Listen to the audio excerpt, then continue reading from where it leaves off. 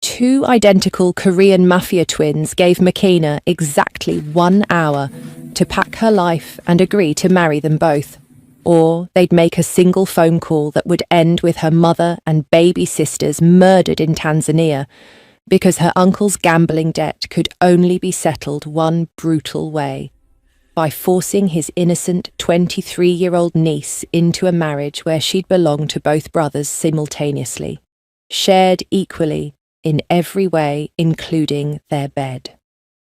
The virgin graduate student had never been kissed, never been touched, never imagined her first time would be with two dangerous strangers who just told her, "You'll have the both of us tonight," with eyes that promised they'd teach her body things she didn't know were possible. 60 minutes to choose between sacrificing her family or sacrificing herself to men who didn't ask permission, didn't accept refusal, and made it crystal clear that once she agreed, there'd be no escape from the dark pleasure they were about to awaken in her.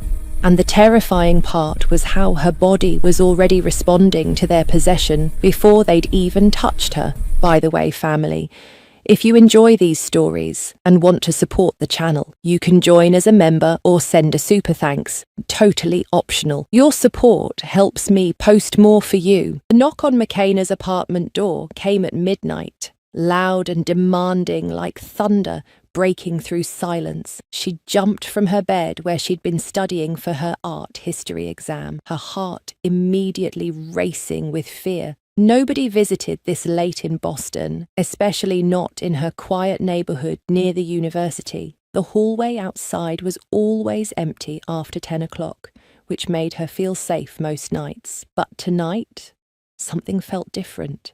Something felt dangerous. Through the peephole, she saw two identical men standing in the dimly lit hallway. They wore expensive black suits that looked like they cost more than her entire semester's tuition. Their faces were carved from stone, handsome but cold, with sharp cheekbones and eyes that seemed to see everything. They looked powerful, like they owned the world and everyone in it. They looked exactly alike, mirror images of each other, and both radiated danger like heat from fire. "McKenna Omondi, we know you're in there. Open the door. We need to discuss your uncle's debt," one of them called out in a deep voice that sent shivers down her spine. Her hands shook as she slowly unlocked the deadbolt and chain. She knew she should keep the door closed, should call the police, should do anything except what she was doing. But something in that voice told her running wouldn't help. These weren't men you could hide from. The moment the door cracked open, both men stepped inside without asking permission, moving with the confidence of people who always got what they wanted. They were even more intimidating up close, tall, at least 6 feet each, with broad shoulders and muscular builds their suits couldn't hide. They were handsome in a scary way, with sharp eyes that looked at her like she was something they already owned. Their faces were exactly the same down to the last detail, but something about their expressions felt different. One seemed colder, more analytical. The other seemed slightly warmer, but no less dangerous. "Who are you? What debt? I don't understand what you're talking about," McKenna said, pulling her thin robe tighter around her body. She suddenly became very aware that she was only wearing her old nightgown underneath, nothing fancy, just simple cotton that had seen better days. "I'm Kyung-soo," said the one on the left, his voice cold and businesslike. "This is my twin brother, Kyung-jae. Your uncle, David Omondi, borrowed $500,000 from our organization 2 years ago. The agreement was that he would pay it back within 18 months. He didn't. He made excuses, then promises, then more excuses. Now he's disappeared completely, and you're the only family member we could locate in the United States." McKenna felt her legs go weak. $500,000. That was an impossible amount of money. "I don't have that kind of money. I'm just a graduate student. I work part-time at a coffee shop making minimum wage. I can barely pay my own rent. There's no way I could ever pay back that much." Kyung-jae smiled, but it wasn't a friendly smile. It was the smile of a predator who'd just cornered prey. "We know everything about you, Makina. And I mean everything. We know you're 23 years old, studying art history at Boston University. We know you work at Common Grounds Coffee Shop on Beacon Street.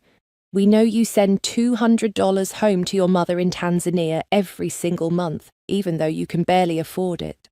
We know you've never had a boyfriend, never been on a date that lasted past dinner. We know you're innocent, untouched, completely pure. We know things about you that even your closest friends don't know." Her face burned with embarrassment and fear. How did they know such personal things about her? Had they been watching her, following her? The thought made her skin crawl. "Why would you investigate me so thoroughly? I didn't borrow any money from you. Because your uncle made this your problem when he signed a very specific contract," Kyung-soo said, pulling a thick folder from inside his jacket. He opened it and showed her papers covered in legal language she didn't fully understand, but she saw her uncle's signature at the bottom, bold and clear. This contract states that if David Omondi failed to repay his debt, his closest female relative under the age of 30 would fulfill the debt through alternative means. That's you, Makena. You're his only niece, his only female relative in the right age range. Alternative means? What does that mean? Makena backed away from them, fear making her voice shake. It means marriage, Kyung-jae said simply, moving closer with steps that seemed casual but definitely weren't. In our world, in our organisation, there are old traditions, very old traditions that still hold power. When a debt can't be paid with money, it can be paid with family bonds. Your uncle agreed that if he couldn't pay, you would marry into our family to settle the debt permanently. That's insane! That's not legal. I can't marry someone I just met. I won't. You can't force me. Makena's voice rose with panic. Not someone, Kyung-soo corrected, his dark eyes never leaving her face. Both of us. In our organisation, in our tradition, twin brothers share everything equally, everything. That includes a wife. It's not common, but it's completely accepted within our world. You would become wife to both of us simultaneously. Makena felt like the floor was disappearing beneath her feet. This couldn't be real. Things like this didn't happen in real life. Not in modern America, not in the 21st century. This is human trafficking. This is illegal. I could go to the police right now. You could try, Kyung-jae said, his voice soft, but somehow more threatening than his brother's coldness. But it wouldn't help your family back in Tanzania. It wouldn't save your mother. It wouldn't save your two little sisters who are only 10 and 12 years old. Sweet girls. Beautiful. Your mother works so hard cleaning houses to keep them in school. She's so proud that you made it to America, that you're getting an education. She tells all her friends about her daughter, the graduate student. Are you threatening my family? Makena whispered, horror washing over her. We don't make threats, Makena, Kyung-soo said coldly. We make promises. We promise that if you refuse this arrangement, your family will suffer the consequences of your uncle's debt. Your mother will lose her home. Your sisters will be taken from school and sold to pay what's owed. Your uncle will be found and killed slowly. Every single person in your extended family back home will face consequences. That's not a threat. That's a guarantee. Tears filled Makena's eyes and spilled down her cheeks. She thought about her sweet mother, who worked herself to exhaustion every day. She thought about her baby sisters with their bright smiles and big dreams. They had nothing to do with their uncle's stupid, selfish mistakes. They were innocent, completely innocent. Please, there must be another way. I'll work. I'll get loans. I'll do anything else. Just please don't make me do this, Makena begged. her pride forgotten in the face of her family's danger. "There is no other way," Kyung-jae said, and for a moment his voice held something that might have been sympathy. "But we're not monsters, McKenna. We're not going to abuse you or hurt you. We'll take care of you. You'll live in luxury. You'll never have to worry about money again, never have to work in that coffee shop or stress about rent or tuition. We'll pay off your student loans. We'll send money to your mother every month, so she never has to work again. Your sisters will go to the best schools. All you have to do is be our wife. That's all." "I've never even kissed anyone," McKenna whispered, shame making her voice barely audible. She hoped maybe this information would change their minds, would make them realize she wasn't what they wanted. Both brothers looked at each other, and something passed between them in that silent twin communication people always talked about. When they looked back at her, their expressions had changed somehow, become more intense, more possessive. "We know," Kyung-soo said slowly. "That makes you even more valuable to us, even more perfect for what we need. You have 1 hour to decide." Kyung-jae said, glancing at his expensive watch, "Pack whatever you want to keep. Clothes, photos, books, whatever matters to you. Everything else we'll replace. We'll buy you new things, better quality than anything you own now. Designer clothes, real jewelry, everything you could want. And if I need more time to think," McKenna asked desperately. "You don't get more time," Kyung-soo said flatly. 1 hour. After that, we make a phone call, and your family's fate is sealed. Choose quickly, choose wisely." They sat down on her small, worn couch like they owned the place, making themselves comfortable like they had all the time in the world. Kyung-soo pulled out his phone and started checking messages. Kyung-jae looked around her tiny studio apartment with an expression that might have been pity. McKenna stood frozen in the middle of her small space, her whole life crashing down around her like a building collapsing in an earthquake. She could run. She could try to escape through her window, down the fire escape, into the Boston night, but they'd find her eventually. Men like this always did. They had resources, power, connections. And while she ran, her family would suffer. Her mother would pay for her cowardice. Her little sisters would pay the price. McKenna thought about her mother's voice on the phone just last week, so happy and proud because McKenna had sent money for new school uniforms. She thought about her sisters' faces in the photos on her phone, their bright smiles and sparkling eyes full of hope for the future. Could she really let them die, let them suffer because she was too scared to sacrifice herself? The answer was no. She couldn't. She would never forgive herself. 45 minutes later, McKenna emerged from her tiny bathroom wearing jeans and a sweater, her hair pulled back, a small suitcase in her hand. She'd packed her clothes, her photos, her mother's letters, her grandmother's necklace, everything that mattered, everything that made her who she was. "I'll do it," she said, her voice stronger than she felt. "I'll marry you both. But you have to promise me something first. Promise me my family will truly be safe. Promise me they'll be taken care of. Promise me this sacrifice actually means something." "Smart girl," Kyung-soo said, standing up from the couch. "We promise your family will be protected. In fact, we'll do better than that. We'll send your mother $3,000 every month for the rest of her life. We'll pay for your sisters to attend university when they're old enough. We'll buy your mother a house so she never has to worry about rent. Your family will live better than they ever dreamed possible. But understand this very clearly," Kyung-jae said, moving close to her, so close she could feel the heat radiating from his body and smell his expensive cologne. "Once you agree to this, there's no going back, ever. You belong to us from this moment forward, completely and totally. Your body, your time, your future, your everything. It all becomes ours. You stop being just Makina Omondi. You become our wife, our possession, our responsibility. Do you understand what that means? Machina nodded, not trusting her voice to stay steady if she tried to speak. Say it out loud, Kyung-soo commanded, his voice leaving no room for argument. Say the words clearly so there's no confusion later. Tell us exactly what you're agreeing to. I agree to marry both of you, Machina said, forcing the words past the lump in her throat. Say it properly. Say our names. Make it real.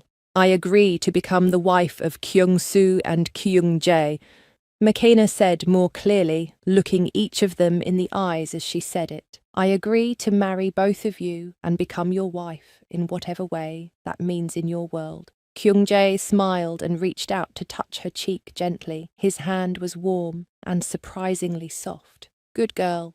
Let's go home. They took her suitcase and led her out of her apartment. Machina looked back once at the small space that had been her home for 2 years. It wasn't much, but it had been hers. Her independence, her freedom. Now she was walking away from it forever, walking into a future she couldn't imagine and didn't want. Outside, a black luxury car waited at the curb, the kind of car Machina had only seen in movies. A driver in a suit opened the back door. Kyung-soo gestured for her to get in. She slid into the back seat, and immediately both brothers got in on either side of her, sandwiching her between their large bodies. The car pulled away from her old life and headed toward her new one. Machina sat stiffly between the twins, hyper-aware of how their legs pressed against hers, how their shoulders touched hers, how their presence seemed to fill all the air in the car. Every time the car turned a corner, their bodies shifted against hers, reminding her constantly of how big and strong they were compared to her small frame. Relax, Kyung-jae said softly near her ear. You're so tense, you're shaking. I'm terrified, Machina admitted. I just agreed to marry 2 strangers. I have no idea what's going to happen to me. Of course I'm tense. What's going to happen, Kyung-soo said from her other side, is that you're going to live in luxury. You're going to be protected and cared for, and you're going to learn what it means to belong to both of us. It won't be what you expected, but it might not be as terrible as you think.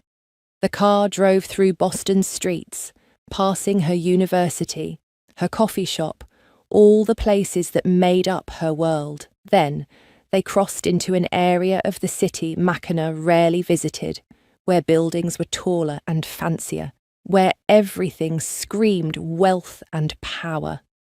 The car finally stopped in front of a gleaming high-rise building with a doorman in a uniform and lights that made everything look like a movie set. This is where we live, Kyung-jae explained as they exited the car. Top floor, penthouse, best view in the entire city. They rode an elevator that moved so smoothly Machina barely felt it. The numbers climbed higher and higher until they reached the very top. The doors opened directly into an apartment that was bigger than any space Machina had ever seen. Floor-to-ceiling windows showed the entire city spread out below, lights twinkling like stars. Everything was decorated in black, white, and silver. Modern furniture that looked uncomfortable, but probably cost thousands of dollars. Art on the walls that might have been famous. Everything was cold and beautiful and completely impersonal. Welcome home, Kyung-soo said, locking the door behind them with a sound that seemed very final. Are you hungry? Thirsty? Do you need anything? Kyung-jae asked, suddenly sounding almost kind. Machina shook her head. Her stomach was twisted too tight with fear and anxiety to even think about food or water. Then, let's get the first part over with, Kyung-soo said, removing his jacket and draping it over a chair. He started unbuttoning his cuffs with deliberate movements. First part? What first part? Machina's voice came out shaky and small. The marriage is already legally binding, Kyung-jae explained, also removing his jacket. We had papers prepared weeks ago, forged with your signature. Everything is official already in the eyes of the law. But tonight, we make it real in the traditional way. Tonight, we consummate the marriage. Tonight, we make you truly our wife in every sense of the word. Panic flooded through McKenna's entire body like ice water in her veins. Right now, tonight, but I just met you. I don't even know you. I don't know anything about you. You'll get to know us very well tonight, Kyung-soo said, moving toward her with slow, deliberate steps like a wolf stalking its prey. Intimately. Completely. You'll learn everything about us that matters. Please, can we wait? Just a few days. Just give me time to adjust to this situation. Please. McKenna begged, backing away until her back hit the cold window glass. Kyung-jae moved to block her other side, trapping her between them and the window. No waiting! You need to understand from the very beginning that when we want you, we take you. When we desire you, you submit. Your body belongs to us now, not to you, to us. But we're not cruel men, McKenna. We're not monsters who enjoy causing pain. We'll make it good for you. We'll teach you everything slowly and carefully. We'll show you pleasure you've never imagined existed. I'm so scared, McKenna admitted, tears sliding down her face again. I'm a virgin. I've never done anything like this. I don't know what to do. I don't know how to be what you want.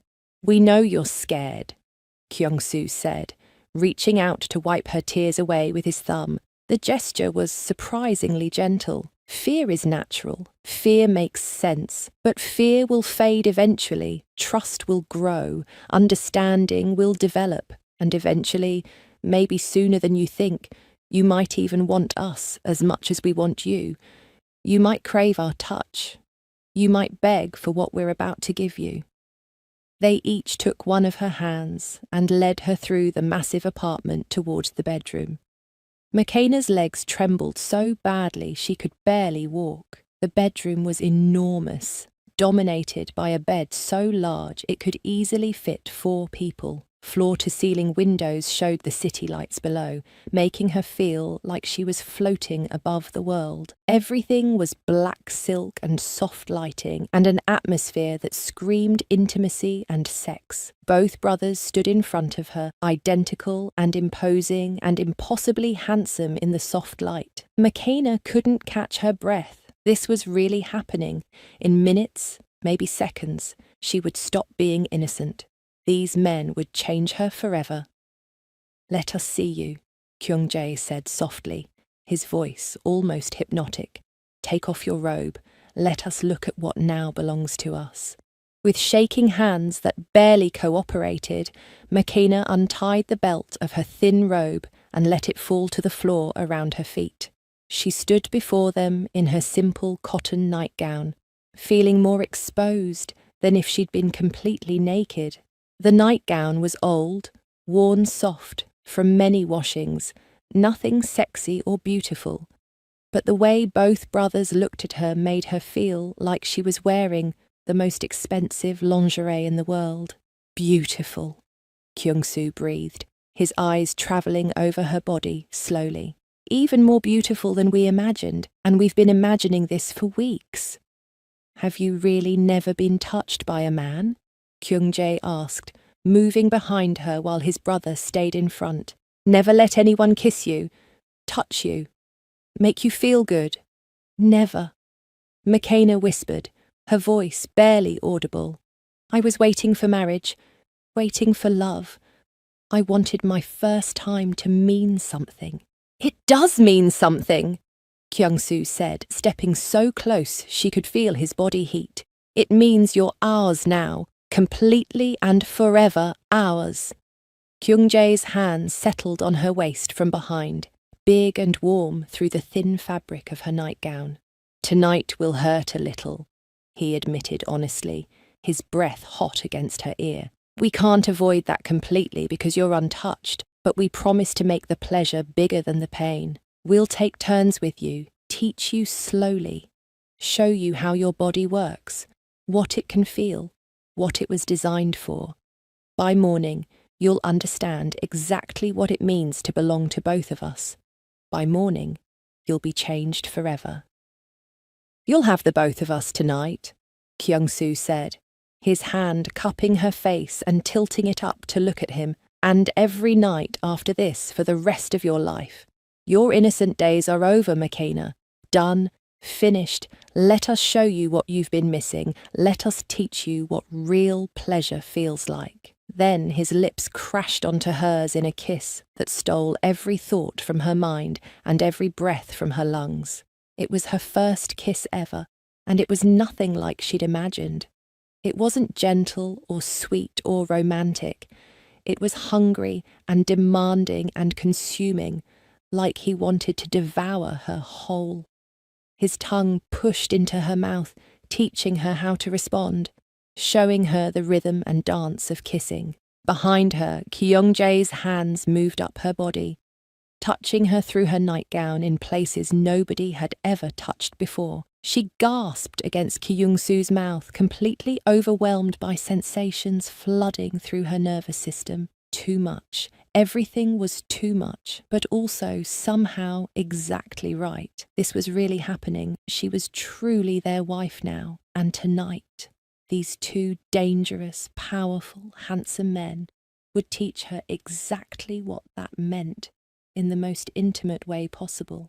Kyung-soo's kiss consumed Makina completely, stealing every rational thought from her mind. His tongue moved against hers with skilled precision, teaching her the rhythm and dance of intimacy. She didn't know what to do with her hands at first, so she gripped his shirt desperately, holding on as the entire room seemed to spin around her. Behind her, Kyung-jae pressed his solid body against her back, his lips now trailing hot kisses down the side of her neck in a way that made her knees weak. "Relax your body," Kyung-jae whispered against her sensitive skin, his breath sending shivers down her spine. "Stop fighting what's happening. Let your body tell you what it wants. Listen to what it's trying to say to you." "I don't know what it wants." Makena gasped when Kyung-soo finally released her mouth to let her breathe. "I don't understand any of this." "Your body wants us," Kyung-soo said with absolute confidence, his voice deep and certain. "Your mind might be scared and confused, but your body already knows the truth. It knows what's coming. It knows what it needs." 4 hands touched her now, exploring her body through the thin fabric of her nightgown. Kyung-soo's hands traced the curves of her waist and hips, while Kyung-jae's hands slid slowly along her thighs. The heat building inside her core was strange and frightening and somehow wonderful all at the same time. Her body responded without her permission, arching into their touches, seeking more of whatever this feeling was. "Please, I need a moment to catch my breath," Makena pleaded, feeling overwhelmed by the intensity of everything happening. Both brothers stepped back immediately, giving her space. Kyung-soo studied her flushed face and rapid breathing with those analytical eyes. "You're completely overwhelmed. Too much, too fast. Everything is happening so incredibly fast," Makena admitted, wrapping her arms around herself protectively. "My whole life changed in 2 hours. I'm trying to process it all." Kyung-jae guided her gently to sit on the edge of the massive bed. The mattress was so soft she sank into it. "Then we'll slow down a little. We can be patient when necessary, but understand clearly, Makena, we're not stopping completely. Tonight you become our wife in every possible way. That's not negotiable. It's going to happen." Kyung-soo knelt in front of her, putting himself at eye level, his hands resting on her knees. "I need to ask you a personal question. Have you ever touched yourself, made yourself feel good, explored your own body?" Makena's face burned with embarrassment, so intense she thought she might actually catch fire. She couldn't answer that question. She couldn't admit such private things to these strangers. It was too mortifying. "It's okay." Kyung-jae sat beside her on the bed, his hand stroking her hair gently, like she was something precious. "We're your husbands now. There's nothing shameful between husbands and wives. Nothing is too private or too embarrassing to discuss. You can tell us anything, everything we need to know so we can understand your body and what it knows." "Sometimes," McKenna whispered so quietly they almost couldn't hear her, "but I always felt so guilty afterward that I would stop before anything really happened. I was raised to believe those things were wrong outside of marriage." "Well, you're married now," Kyung-soo said firmly, his eyes intense and focused entirely on her face. "So, there's no more guilt, no more shame. Pleasure is natural and beautiful. It's what bodies were designed for, and tonight, we're going to give you more pleasure than you've ever imagined in your most secret dreams." He slowly lifted the hem of her nightgown, pushing the soft cotton fabric up her legs inch by inch. McKenna wanted to stop him, wanted to push his hands away, but she couldn't find the strength or courage to actually do it. His fingers traced light patterns on her inner thighs, moving higher and higher with agonizing slowness. When he finally touched her there, between her legs where she was most sensitive and private, she jumped like she'd been shocked. "Very sensitive," Kyung-soo observed with a small smile. "Perfect. You're going to be so responsive to everything we do." Kyung-jae turned her face toward him with gentle fingers under her chin, then kissed her deeply while his brother's fingers worked magic between her legs. McKenna moaned into Kyung-jae's mouth, shocked and embarrassed by the sounds coming from her own throat.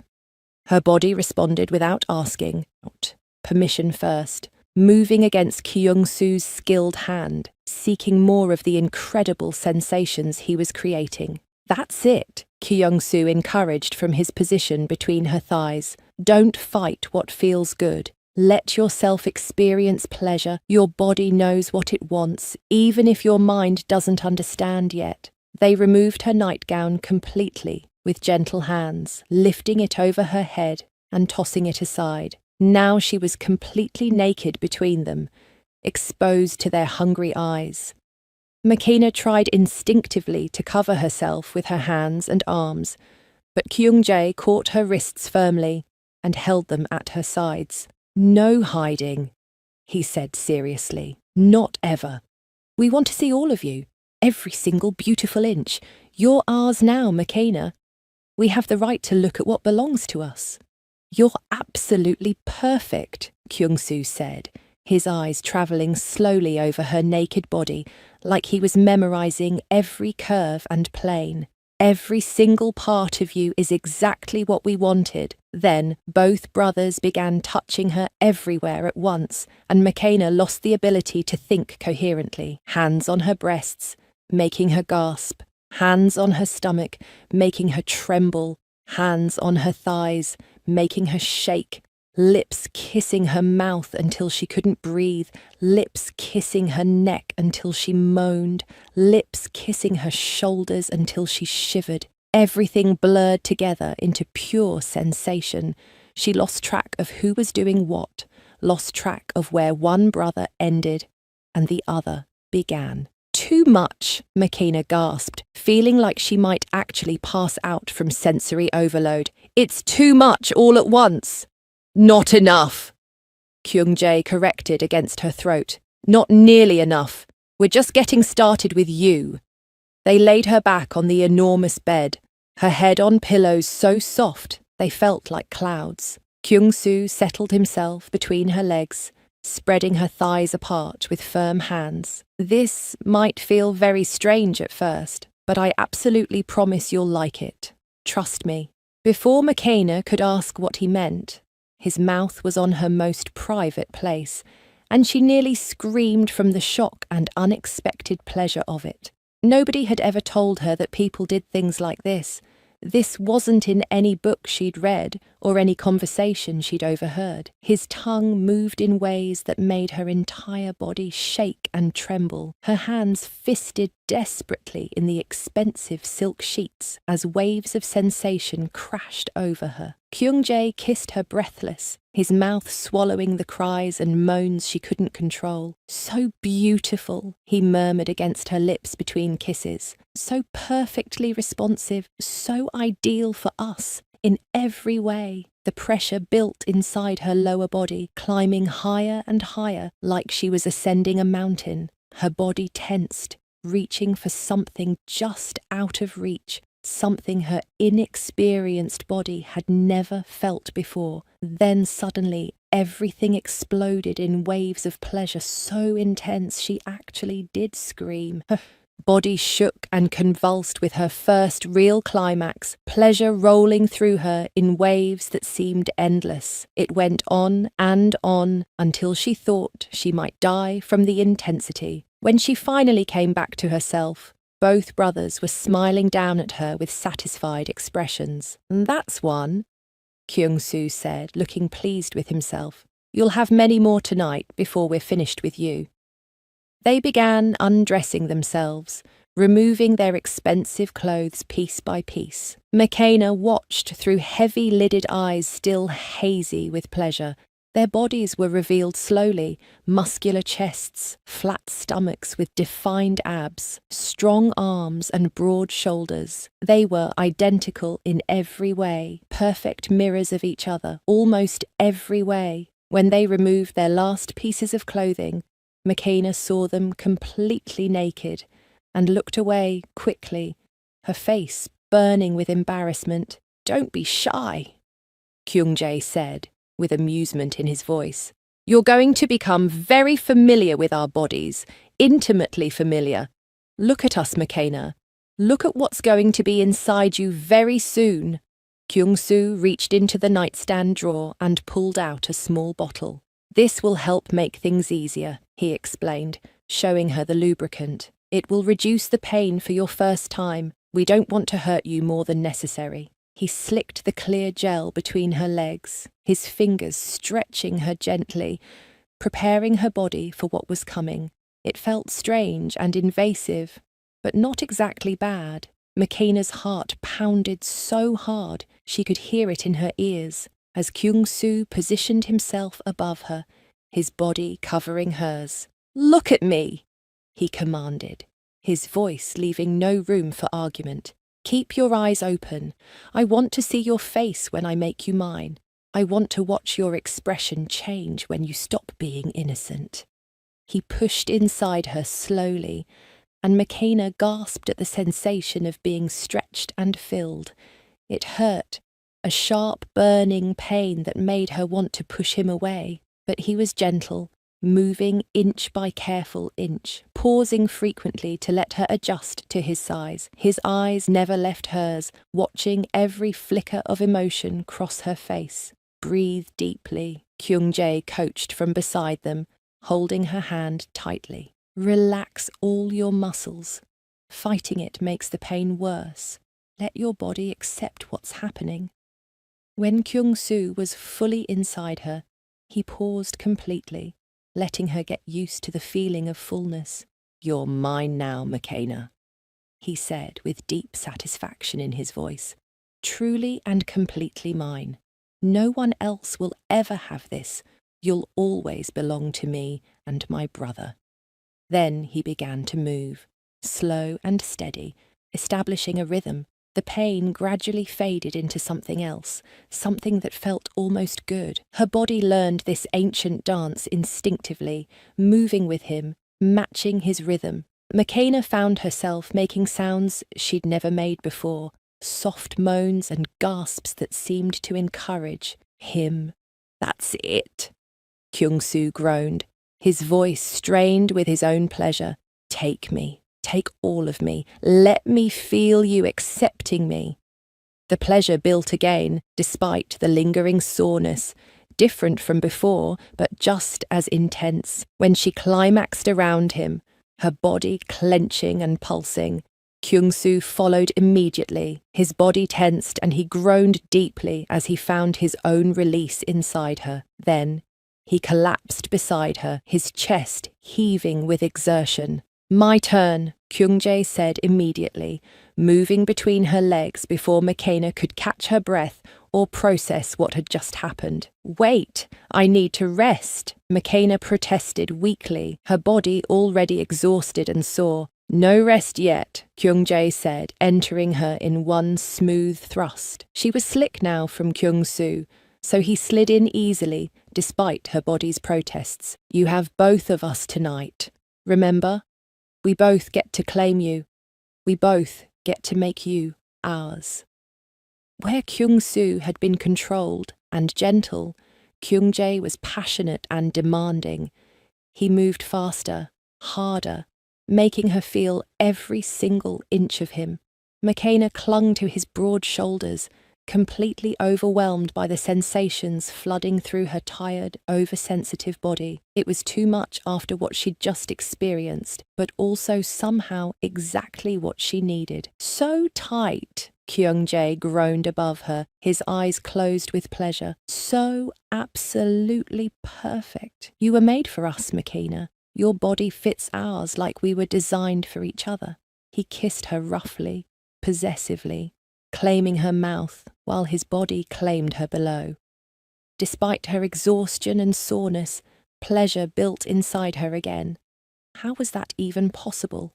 How could her body respond again so quickly after everything it had just been through? "Come for me," Kyung-jae demanded, his voice commanding. "Let me feel you fall apart. Show me how good I make you feel." His hand moved between their joined bodies, touching her in that special, sensitive place, and McKenna shattered completely.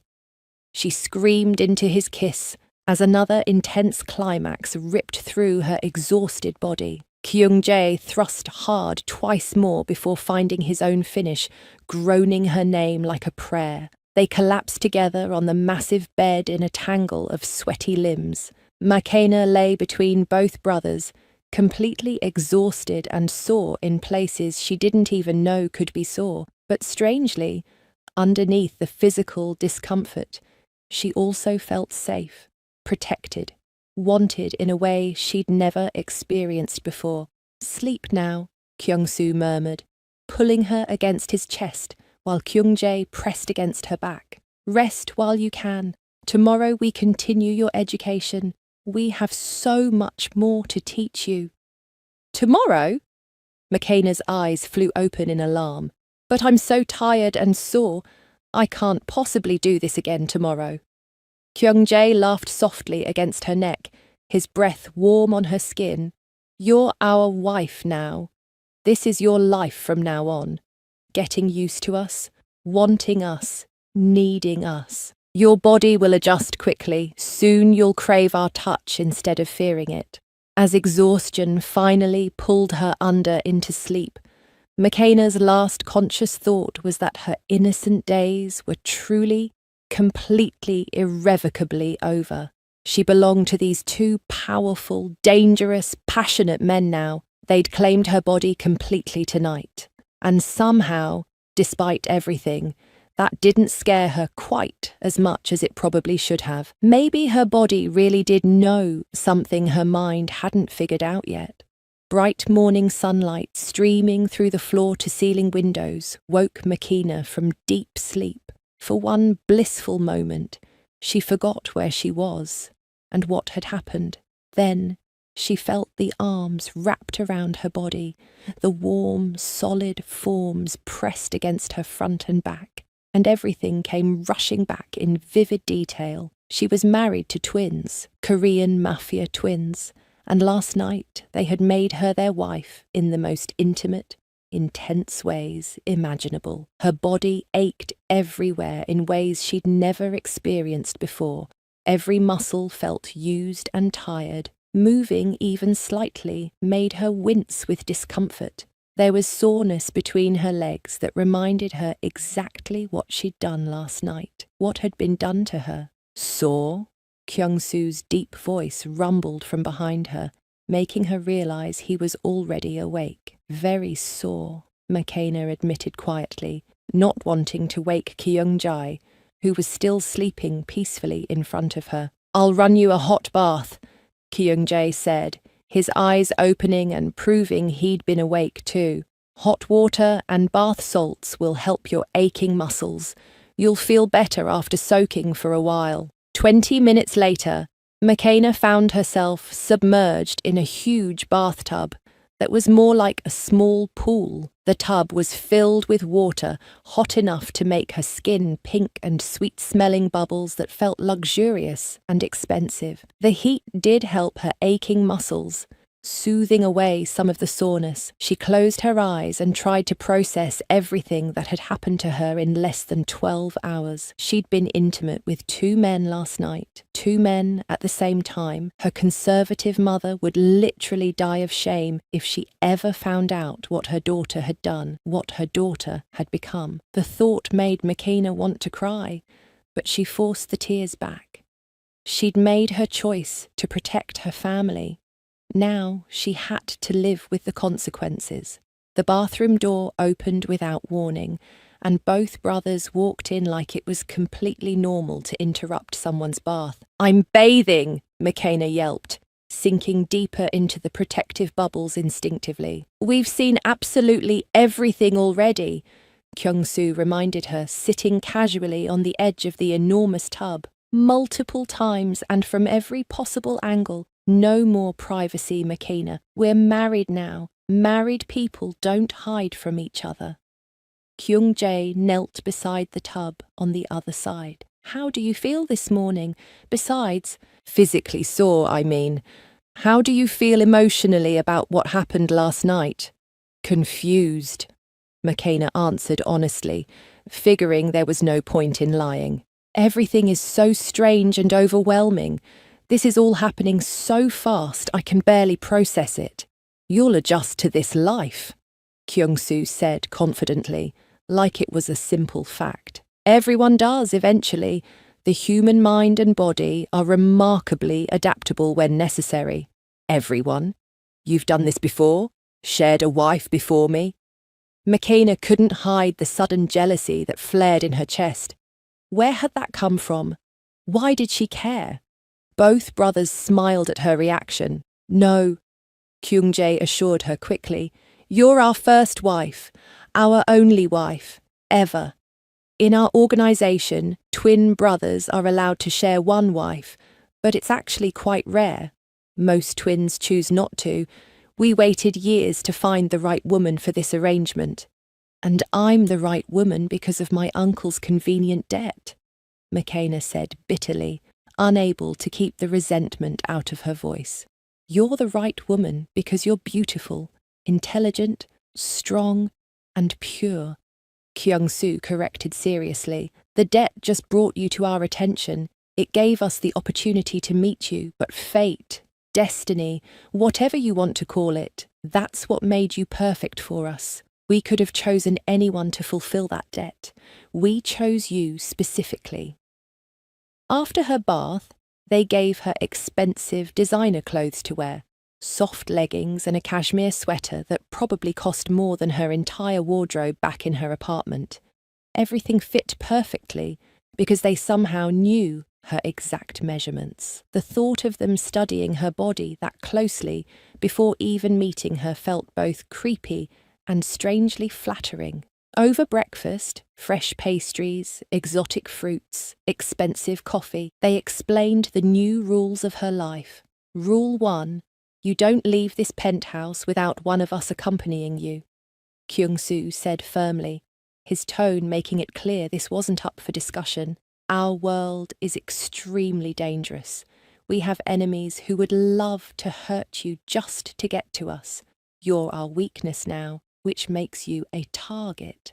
Rule 2, you can finish your art history degree, but you'll do it online from now on, Kyung-jae added, pouring her more coffee. We'll pay for everything, of course, the best online program available, but no more going to campus, no more being in public places where we can't protect you adequately.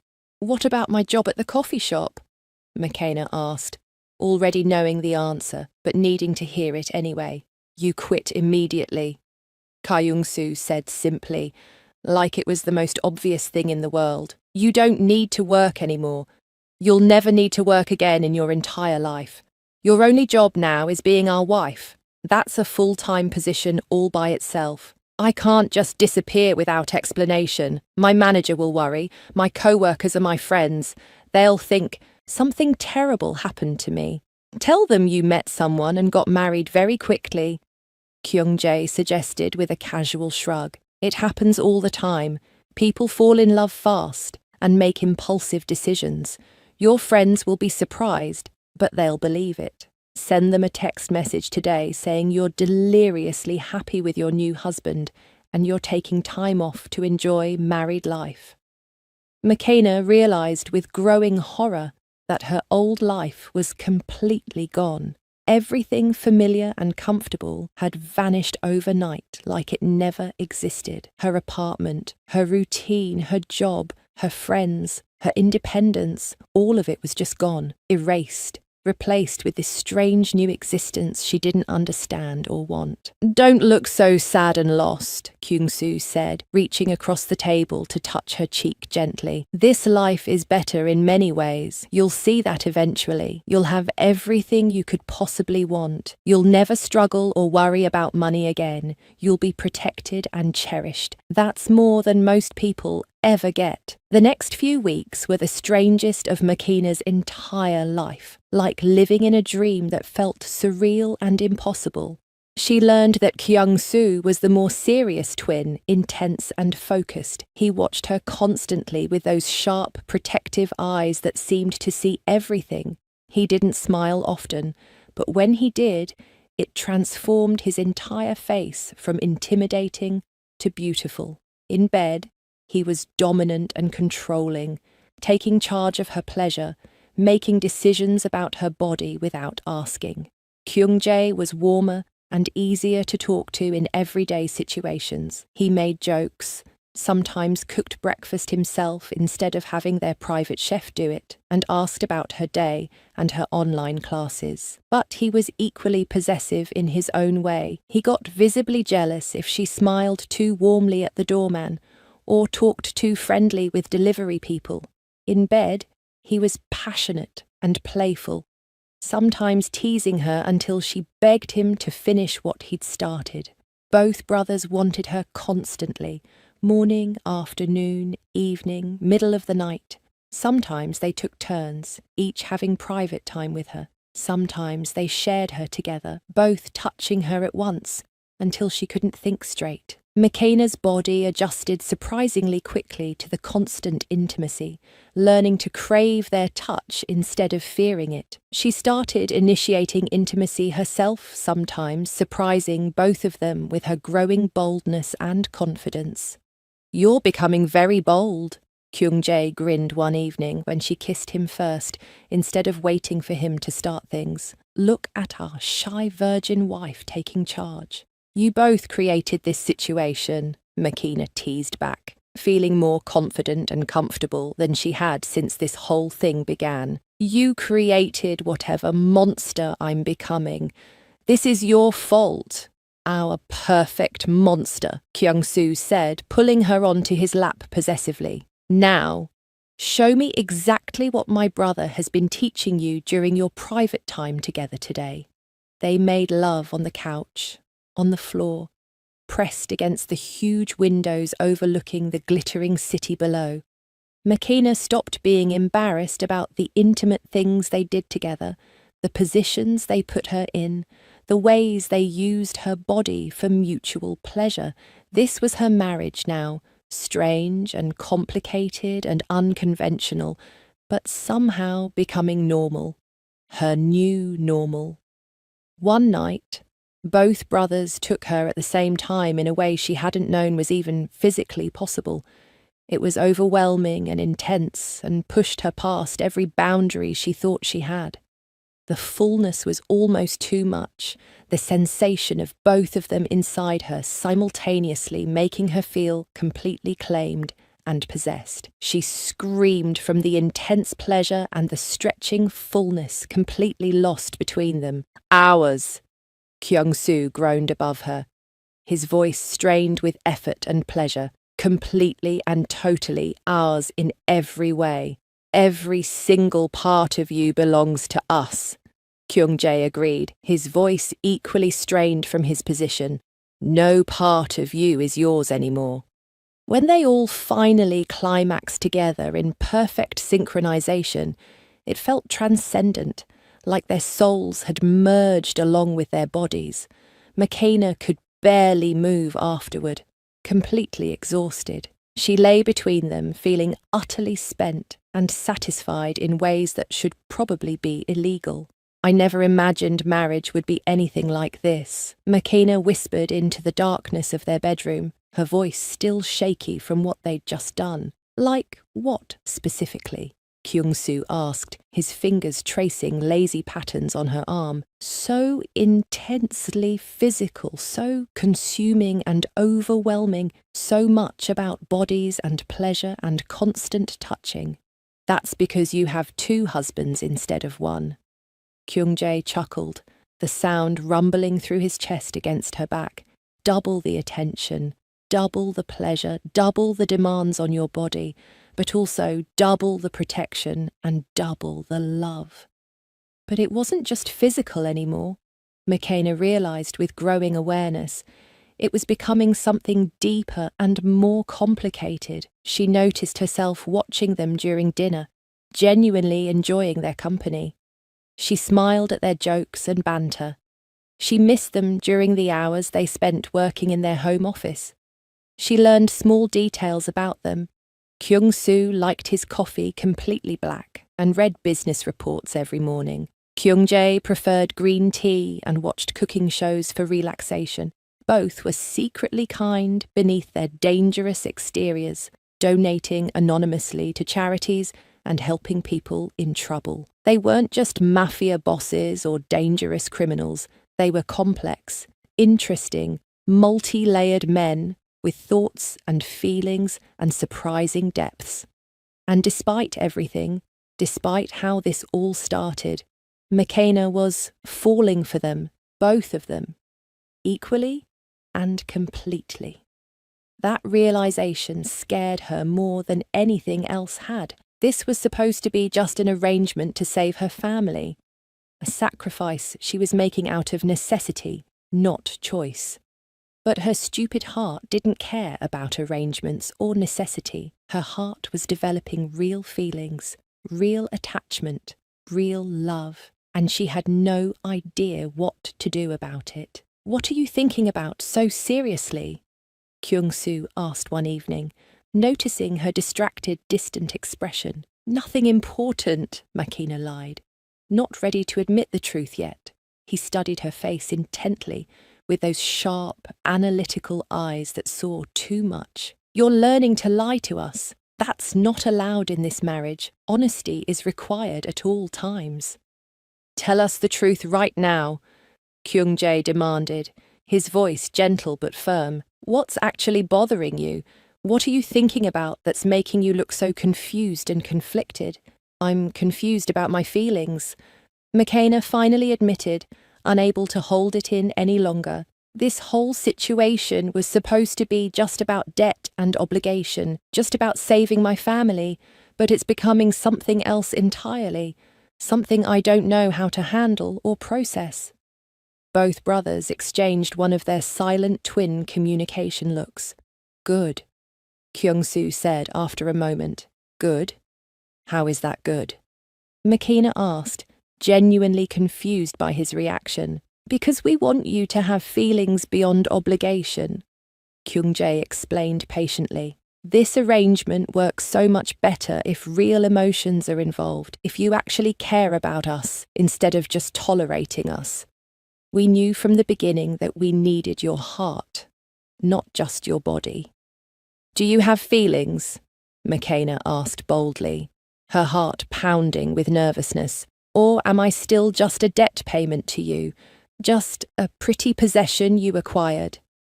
Kyung-soo pulled her close against his chest, his arms wrapping around her securely. "You stopped being just a debt payment the moment we first saw you in person. Something about you called to both of us immediately, made us want to keep you forever, not just for obligation, but for ourselves." "Is that love?" McKenna whispered, almost afraid to say the word out loud. "Maybe it is," Kyung-jae admitted thoughtfully. "We're not experts at emotions and feelings. We weren't raised to express or even acknowledge such things. But we know we think about you constantly. We want you constantly. We need you constantly. We feel possessive and protective in ways we've never felt about anyone else. If that's love, then yes, we love you." McKenna kissed them both, her heart feeling full of complicated emotions she didn't fully understand yet. But she was starting to believe that maybe, just maybe, this forced marriage could become something real and meaningful, something worth keeping. That night, they made love differently than usual, slower, more tender, less about physical possession, and more about emotional connection. Every touch felt like communication. Every kiss felt like a promise. McKenna fell asleep between them, feeling genuinely cherished and wanted and almost happy for the first time since her life changed. Almost happy. Because outside their secure penthouse, somewhere in the dark city below, dangerous eyes watched their building and waited patiently. Someone who wanted to destroy everything the twins had built, including their beautiful new wife. The peace they'd found together was about to be tested in ways none of them could imagine. 3 weeks into their unconventional marriage, McKenna woke up completely alone for the first time since that initial night. The bed felt too big, too empty, too cold without their warm bodies pressed against hers. She reached for them instinctively before her eyes even opened, but her hands found only empty space and cold sheets. Panic fluttered in her chest until she saw the note on the pillow written in bold, masculine handwriting. "Emergency business meeting across town. Back by dinner. Don't leave the penthouse under any circumstances. Stay safe." K. The single letter K could mean either twin, since they both signed notes the same way, probably deliberately to maintain their unified front. McKenna held the note and realised something troubling. She missed them desperately. They'd only been gone a few hours based on how cold their side of the bed felt, but she already craved their presence. When had she become so completely dependent on them?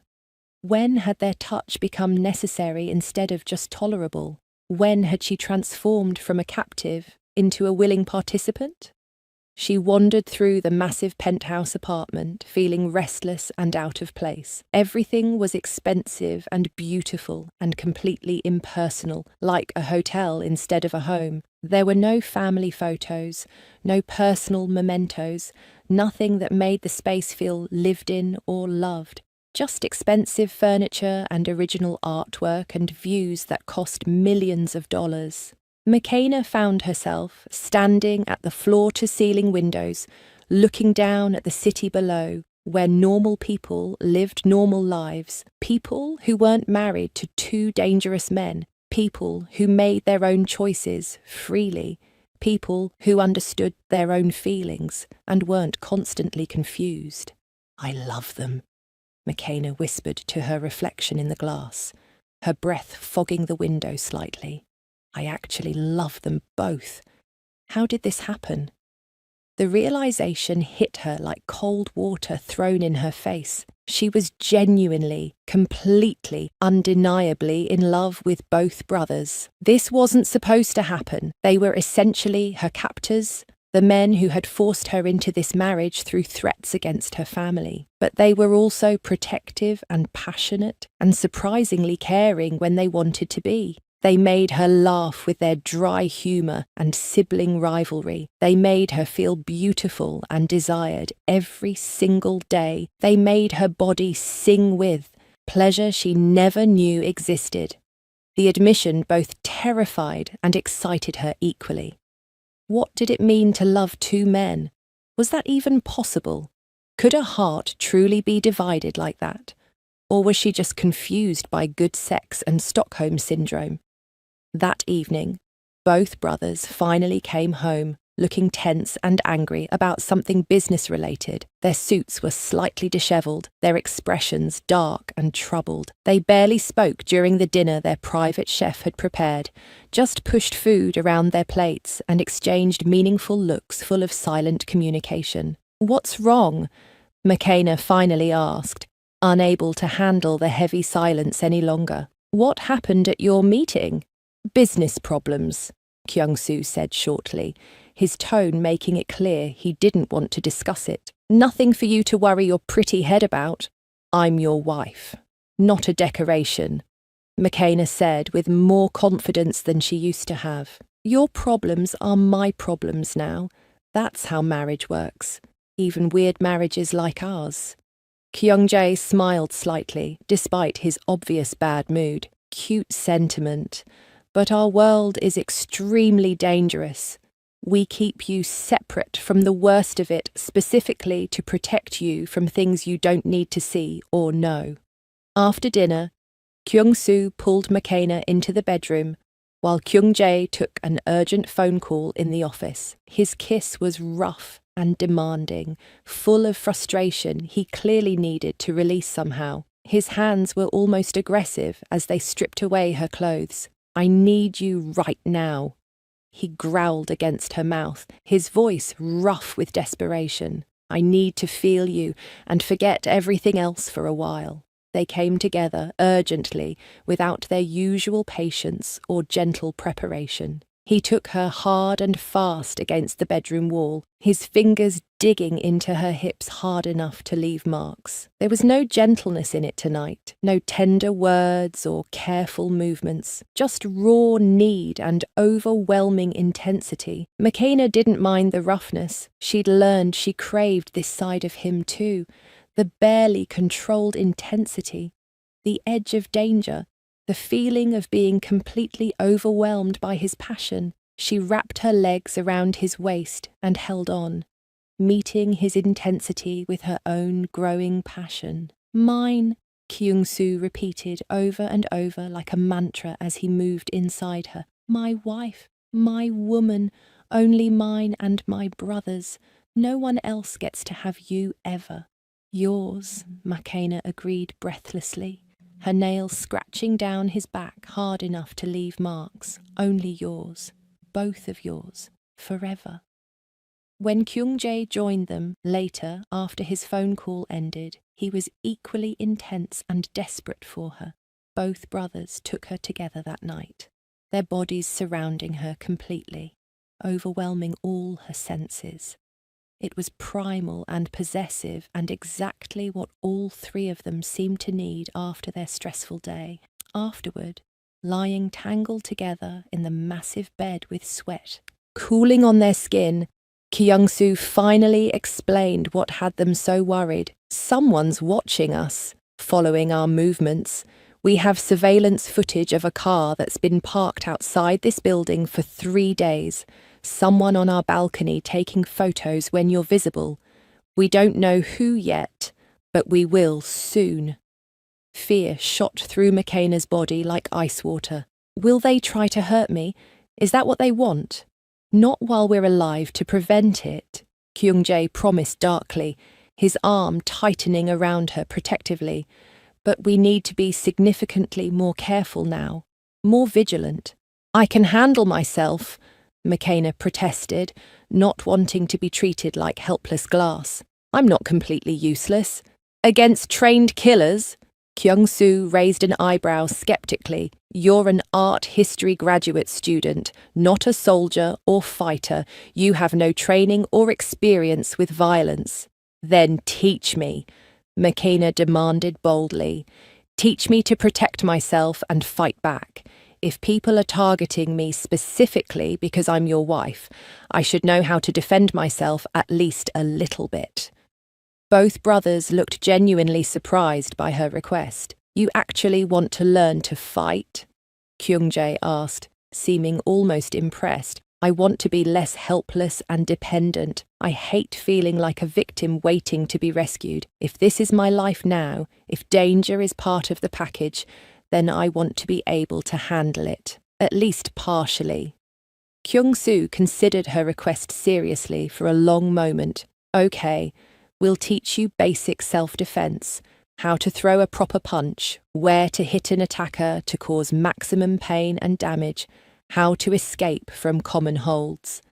But you still don't leave this building without one of us accompanying you. That's non-negotiable. The next few days, they dedicated hours to teaching her self-defense in their private gym. They showed her vulnerable points on the human body, taught her how to use an attacker's momentum against them, drilled her on escape techniques. Makina proved to be a surprisingly quick learner, absorbing their lessons eagerly and practicing until her muscles ached. Good form, Kyung-soo praised after she successfully flipped Kyung-jae onto his back using a technique they'd taught her. But remember, in a real fight with a real attacker, you don't try to be a hero. You hurt them badly enough to create an opening, then you run as fast as you can. You don't stay and fight. You escape and find safety. Understand? I understand completely. Makina agreed, breathing hard from exertion. Their training sessions often ended with them making love on the padded gym mats, sweat and desire mixing together. Makina couldn't get enough of them lately. Her body craved theirs constantly now, wanting their touch, their presence, their attention. She'd transformed from a reluctant participant into an eager, active partner in their unusual marriage. You're becoming absolutely insatiable, Kyung-jae teased one afternoon. After she initiated intimacy for the third time that day, our innocent virgin wife is long gone, replaced by this passionate woman. You both created this version of me, Makina reminded him with a smile, straddling his lap confidently. You taught me to want this, to crave this. This is entirely your fault. No complaints whatsoever. Kyung-jae grinned, his hands settling on her hips. We love what you've become. But the shadow of danger never really left. Makina noticed both brothers were constantly alert now, always checking their phones, always monitoring security camera feeds, always watching their surroundings. They hired extra security guards for the building.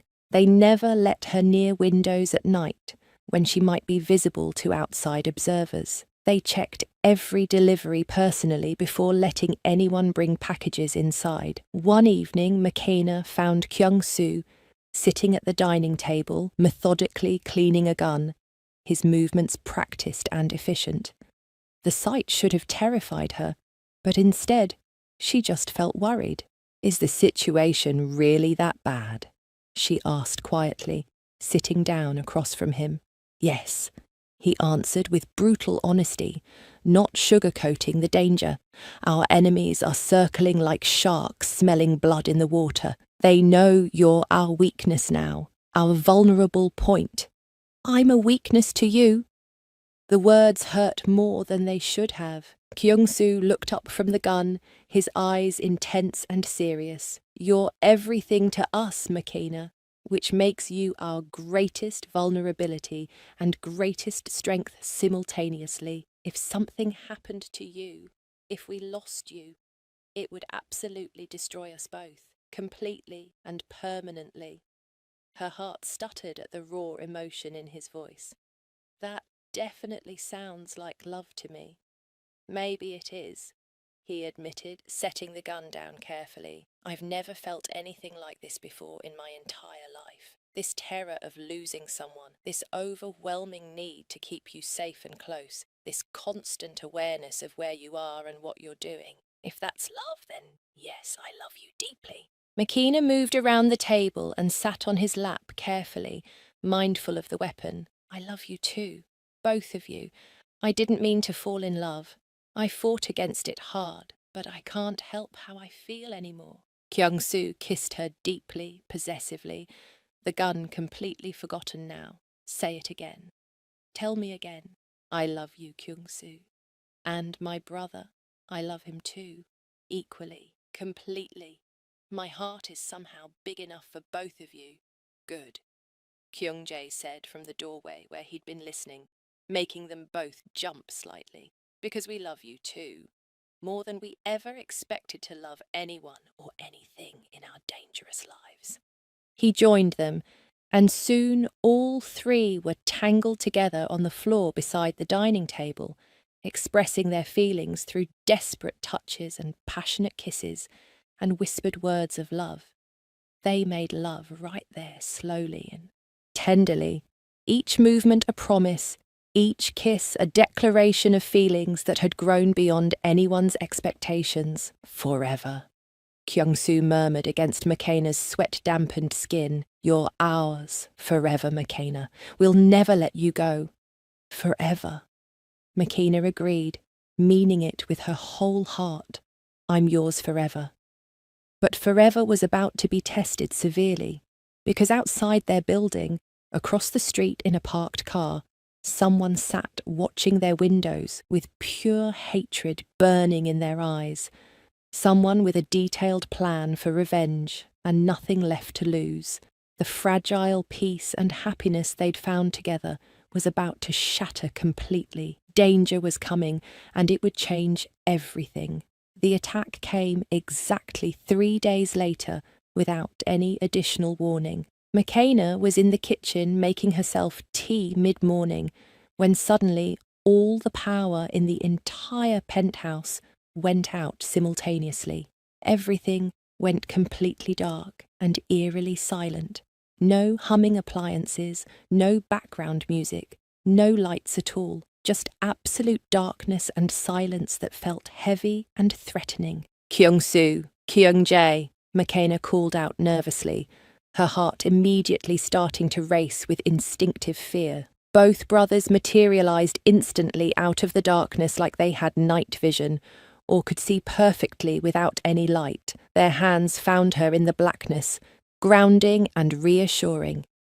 Get to the safe room immediately, Kyung-soo ordered urgently, his voice tight with controlled tension. Right now. Don't ask questions. What's happening? Why is everything dark? Someone cut our power deliberately from outside the building, Kyung-jae explained tersely, already pulling her toward a section of wall she'd always thought was solid. They're coming for us. For you. We need you protected now. Behind them, the sound of glass shattering echoed through the dark apartment. Men's voices shouted in Korean, angry and aggressive. The distinct sound of gunshots rang out, impossibly loud in the enclosed space, making McKenna's ears ring painfully. Terror, unlike anything she'd ever experienced, flooded through McKenna's body. This was real. This wasn't a movie or a nightmare. People were actually in their home trying to kill them. Actually trying to hurt them, or worse. Kyung-soo pressed a hidden button, and part of the wall slid open silently, revealing a small room McKenna had never known existed. The safe room was lit with emergency lighting and lined with weapons, guns, knives, equipment she didn't recognize. Everything you'd need to survive or fight back. Stay inside no matter what you hear happening out here, Kyung-soo commanded, pushing her gently but firmly into the safe room. The door is reinforced steel 3 inches thick. They absolutely cannot get through it. You're safe in here. Don't leave me alone. McKenna grabbed desperately at his arm, terrified of being separated from them. Please don't go out there. They'll kill you. We have to stop them before they get any closer to you, Kyung-jae said urgently, already pulling weapons from hidden places on his body. We'll come back for you very soon. I promise you that. They each kissed her quickly, desperately, then pushed her fully inside and sealed the heavy door. McKenna heard the locks engage with solid, final-sounding clicks. She was trapped inside, safe but helpless, with no idea what was happening outside. The safe room walls must have been thick because sounds from outside were muffled and distant, but Makena could still hear enough. More gunshots, lots of them, like a war zone. Men screaming in pain or anger, she couldn't tell which. Heavy furniture crashing and breaking, the sounds of violent fighting happening just beyond her protected space. Please let them be okay, Makena prayed silently, not even sure who she was praying to. Please don't take them away from me. Please let them survive this. I just found them. I just learned to love them. It's too soon to lose them. Time became meaningless in the sealed safe room. Makena had absolutely no idea if minutes or hours were passing. It felt like forever, each second stretching into eternity. She sat on the floor with her back against the cold metal wall, hugging her knees to her chest, shaking uncontrollably with fear and adrenaline. Finally, after what felt like a lifetime, the locks on the door clicked and it swung open. Both brothers stood there, splattered with blood, but visibly alive and mostly unhurt. Relief so intense it hurt flooded through Makena's entire body. "It's over now," Kyung-soo said, pulling her into his arms tightly. "You're safe. We're all safe. Are you hurt? Is that your blood?" Makena touched the red stains on his shirt frantically, checking him for injuries. "Not our blood," Kyung-jae assured her, also wrapping his arms around both of them. "We're completely fine. Just some minor cuts and bruises, nothing serious." "Who were those men? What did they want?" "Competitors from Detroit," Kyung-soo explained, his voice cold with barely controlled rage. "They thought taking you hostage would weaken us somehow. They thought we'd negotiate or surrender to protect you. They were completely wrong about that." The penthouse apartment was absolutely destroyed. Bullet holes in the walls and expensive artwork. Broken furniture everywhere. Shattered glass covering the floor like snow. And 3 dead bodies being professionally removed by men in black suits who worked quickly and efficiently for the twins. "Pack everything truly important to you," Kyung-jae told Makena seriously. "We're leaving Boston tonight. This location is compromised now. Where are we going? Somewhere significantly safer. Somewhere we can protect you better. Somewhere our enemies won't find us easily." Within 2 hours, they were on a private plane heading south. Makena sat between both brothers in the luxury aircraft, still shaking periodically from residual adrenaline and fear. She couldn't stop, touching them, needing the physical confirmation that they were alive and real and still with her. "I was so terrified," Makena admitted quietly. "I thought they might actually kill you both. I thought I might lose you before I ever got to tell you how much you mean to me." "We're very hard to kill," Kyung-soo said confidently, his arm tight around her shoulders. "We've survived significantly worse situations than this. We've been doing this dangerous work since we were teenagers. But seeing you in danger today made me realize something crucial," Kyung-jae added thoughtfully. "We can't keep living like this indefinitely, constantly looking over our shoulders, always waiting for the next attack, never feeling truly safe." "What are you saying exactly?" Makena asked. "We're saying that we love you more than we love power or money or the organization," Kyung-soo explained seriously. "We're going to step back from the most dangerous parts of our business operations, let other people handle the risky situations. We can't risk leaving you widowed and alone. We can't risk dying and abandoning you." Makena's heart swelled with emotion so intense she thought it might burst. They were literally changing their entire lives for her, rearranging everything to keep her safe. "You would really do that? Give up your power for you?" "Absolutely yes," Kyung-jae confirmed without hesitation. "You're infinitely more important than any business deal or territory control or reputation. Nothing matters if we're dead and you're alone." The plane landed in Virginia just after midnight. A car met them and drove for what felt like hours into the countryside, far from any city lights. Finally, they arrived at a huge estate surrounded by high walls and patrolling security guards. The main house was beautiful, old and elegant, built from stone and wood, hidden by massive trees that provided privacy. "This property is ours," Kyung-soo explained as they walked inside. "We bought it years ago as a safe house for exactly this kind of situation. Nobody outside our most trusted inner circle even knows this place exists. You're completely safe here." Inside, the house was luxurious but warm, completely different from their cold modern penthouse in Boston. There were fireplaces and comfortable furniture and actual personality in the decoration. It felt like an actual home instead of just an expensive apartment. "Rest tonight," Kyung-jae said gently. "Tomorrow we'll deal with everything else that needs handling, but right now you need sleep and recovery from today's trauma." But none of them could possibly rest or sleep. Not after what they'd been through, and the fear and adrenaline and relief all transformed into desperate, overwhelming need. They came together in the enormous master bedroom with frantic hands and passionate kisses, needing to confirm through physical connection that they were all alive and safe. Kyung-soo took McKenna first, his movements almost violent with relief and residual fear. "I thought I might lose you today," he groaned, burying himself deep inside her. "When those men broke into our home, all I could think about was getting to you, protecting you, making sure nothing touched you. I'm here and I'm safe," McKenna assured him, holding tight to his shoulders. "We're all safe together now."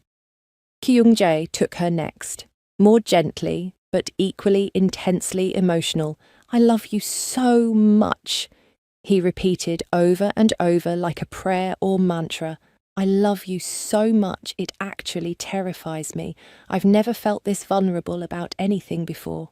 "I love you too," McKenna cried out as pleasure overwhelmed her system. "Both of you, so much it hurts sometimes." They loved her together afterward, both inside her simultaneously, their bodies surrounding hers completely, making her feel utterly protected and cherished. When they all climaxed together in perfect synchronization, it felt like a renewal of vows, a promise that they'd survived and would keep surviving together. Lying in the darkness afterward with both brothers wrapped around her protectively, McKenna traced idle patterns on Kyung-soo's chest. "What happens now? What's our life going to be like?" "Now we rebuild everything," Kyung-soo said firmly, determination clear in his voice. "Away from constant danger, away from the worst parts of our organization. We have enough money saved and invested to last several lifetimes comfortably. We don't actually need the criminal enterprise anymore. We just need each other and this safe place. The three of us against whatever comes," Kyung-jae added softly. "That's all that really matters. Forever." McKenna murmured sleepily, finally feeling safe enough to relax. "Forever." Both brothers agreed in perfect unison. Outside the secure estate, dawn began breaking over the peaceful Virginia countryside. Inside, three people who had found unexpected love in the strangest circumstances slept tangled together, finally beginning to feel truly safe for the first time since everything started. But one significant threat still remained, hidden and patient and waiting for the perfect moment. The real danger hadn't fully revealed itself yet, and when it did, it would test their love and loyalty in ways none of them could possibly anticipate or prepare for. The Virginia estate became their private paradise over the following weeks, a sanctuary where they could finally breathe without constantly looking over their shoulders.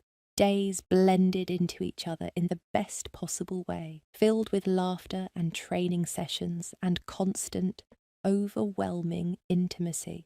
The brothers continued teaching Makena self-defense techniques in the estate's private gym, showing her new moves and holds. She taught them how to cook traditional Ethiopian food from her childhood, recipes her mother had taught her before she left for America. They watched movies together, tangled on the huge, comfortable couches. They played cards and board games, discovering that Kyung-jae was a sore loser and Kyung-soo cheated shamelessly. They talked for hours about everything and nothing, childhood memories, future dreams, fears and hopes and silly preferences, and they made love absolutely everywhere, in every room of the sprawling house, at every time of day and night. Makena woke one beautiful morning to both brothers already touching her intimately, their skilled hands exploring her body under the soft sheets before she was even fully conscious. "Good morning, beautiful," Kyung-jae murmured against her ear, his fingers sliding between her thighs with practiced ease. "Very good morning indeed," Kyung-soo agreed from her other side, his mouth closing over her breast and making her gasp with sudden pleasure. Makena arched into their synchronized touches, already completely addicted to the pleasure they gave her so generously. "You're both absolutely insatiable. Don't you ever get tired of this?" "Never," Kyung-jae said firmly, his fingers moving in ways that made coherent thought impossible. "Are you complaining about the attention we give you?" "Never complaining," Makena managed to say, before pleasure stole her ability to form words properly. They took her together that morning, both inside her at once in that overwhelming way that always pushed her past her limits. She'd gotten significantly better at handling them both simultaneously, her body learning to accommodate and even crave the intense fullness. But it was still incredibly intense, still pushed her to the edge of what she could handle physically and emotionally. "So perfect," Kyung-soo groaned above her, his voice strained with effort and pleasure. "You take us both so perfectly now, like your body was specifically designed for this, made for us." Kyung-jae agreed breathlessly, his hands gripping her hips firmly. "Absolutely made for us in every way." When they all climaxed together, Makena saw actual stars behind her closed eyelids. Her body shook violently between them, completely overwhelmed by waves of pleasure that seemed endless. She screamed their names, not caring who might hear, lost completely in the sensation. Later that afternoon, they swam together in the estate's beautiful indoor pool. Makena wore a new bikini the brothers had ordered for her, bright red and tiny, barely covering anything important. She noticed both brothers watching her with undisguised hunger as she moved through the water. "What?" she asked with exaggerated innocence, knowing exactly what they were thinking. "You know exactly what," Kyung-soo said, moving through the water toward her with clear predatory intent. "You're teasing us deliberately." "That bikini should be completely illegal," Kyung-jae added, approaching from her other side. "It's dangerous to our self-control. You both picked it out yourselves." Makena reminded them, laughing at their obvious desire. "You chose this specific one from the catalogue. Terrible decision on our part," Kyung-soo admitted, reaching her and pulling her against his wet body. "Now, I have to rip it off you." He did exactly that, the flimsy fabric tearing easily in his strong hands. Kyung-jae's hands were already on her bare skin, touching and caressing and claiming. They took her right there in the pool, the warm water sloshing around them, her cries of pleasure echoing beautifully off the high ceiling. "Someone could potentially hear us," Makena gasped between moans of pleasure. "We own this entire property for miles in every direction," Kyung-jae reminded her, his voice rough with desire. "Scream as loud as you want. No one can hear except our security guards, and they're paid extremely well to ignore everything." So Makena did scream, loud and uninhibited, as they brought her to climax multiple times in the heated pool water. One perfect evening, they laid out thick blankets in the estate's beautiful garden under a sky full of stars. Candles flickered all around them, creating a romantic atmosphere. Expensive wine sat forgotten in crystal glasses because they were too focused on each other to bother drinking. "This feels like a beautiful dream," McKenna said softly, staring up at the incredible number of stars visible away from city lights. "Like I'll wake up back in my tiny Boston apartment and none of this will be real." "It's completely real," Kyung-soo assured her, his fingers intertwined with hers. "You're ours. We're yours. This is our actual life now, not a dream or fantasy." "Do you ever miss your old life?" Kyung-jae asked curiously. "Your friends from school, your job at the coffee shop, your independence and freedom to make your own choices?" McKenna considered the question with genuine honesty. "Sometimes I miss the simplicity of my old life. Everything was straightforward. Go to class, go to work, study, sleep, repeat. No complicated emotions or dangerous situations. But I don't miss being alone all the time. I don't miss being ordinary and invisible. You two make me feel extraordinary and important." "You are extraordinary," Kyung-soo said with complete seriousness. "You survived being forced into marriage with two dangerous strangers. You adapted to a completely new life. You didn't just survive everything, you actually thrived. You're strong and brave. You made us fall completely in love with you.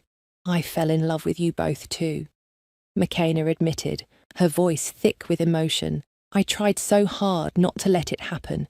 I fought against these feelings. But you two are impossible not to love once you get past the scary exterior." Kyung-jae pulled her close and kissed her deeply, pouring emotion into the kiss. "Marry us again," he said when they finally broke apart. "We're already married legally." McKenna laughed against his lips. "Very married, extremely married to both of you." "Properly this time, though," Kyung-soo explained, sitting up and looking at her seriously. "With you willing and happy, and choosing this freely.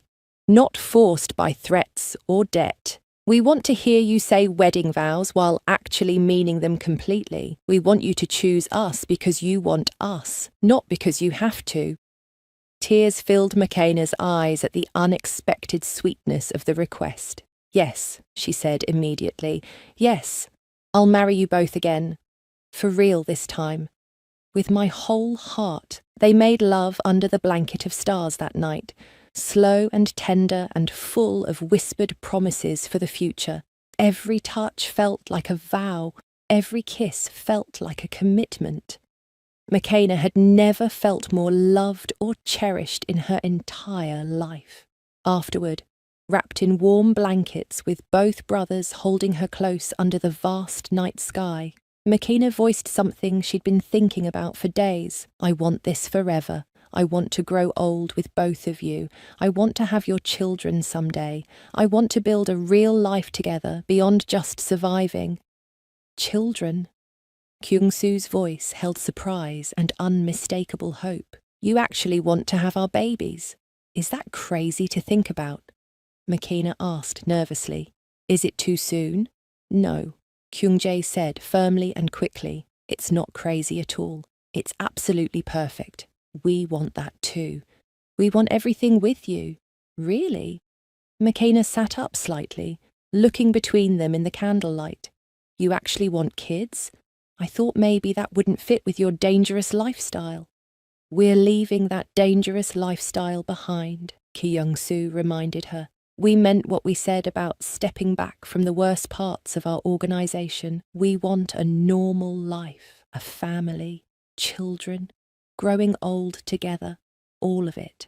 As many children as you want to give us."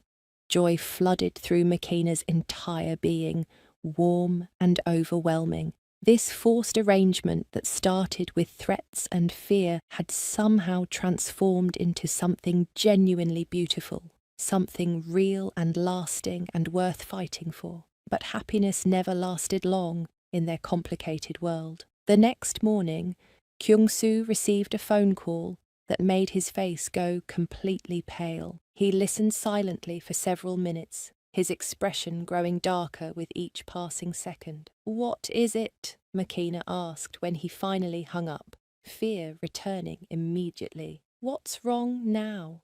"The man who sent those attackers to our Boston penthouse," Kyung-soo said slowly, his voice tight with barely controlled anger. "We finally identified who's behind everything, who's been targeting us." "Who is it?" Kyung-jae demanded.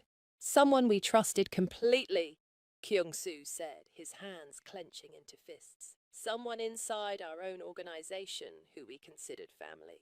And there's something else," Kyung-jae said, reading something on his own phone with a confused expression. "Something about Makina specifically, about why she was chosen for this arrangement." "What about me?" Makina's heart started racing with renewed anxiety. Kyung-soo looked at her with an unreadable expression. "Your uncle's debt. The entire reason you're here with us. The foundation of everything that's happened. What about the debt?" Makina whispered, suddenly terrified of what he might say. It never actually existed at all. The words hung in the air like a bomb waiting to explode, and Makina felt her entire world start crumbling again just when she'd finally found solid ground. Makina felt like the floor had disappeared beneath her feet, leaving her falling through empty space. "What do you mean the debt never existed? That's impossible. You showed me papers, documents with my uncle's signature. Your uncle never borrowed a single dollar from our organization," Kyung-jae explained, his jaw tight with visible anger. "Someone in our inner circle invented the entire story, forged all the documents perfectly, created a completely fake debt specifically to trap you." "But why would someone do that?" Makina's mind spun wildly, trying to process this impossible information. What's the point of inventing a fake debt? What could they possibly gain? Kyung-soo's expression was dark and furious. To hurt us specifically. One of our top lieutenants, a man named Song-ho, was insanely jealous of our power and position. He knew the only way to really weaken us was to force us into a marriage we'd eventually resent.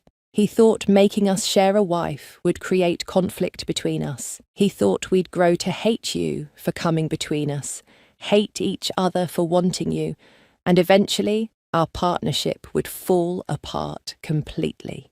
"His plan failed spectacularly," Kyung-jae said with grim satisfaction, "because instead of resenting you, we fell completely in love with you.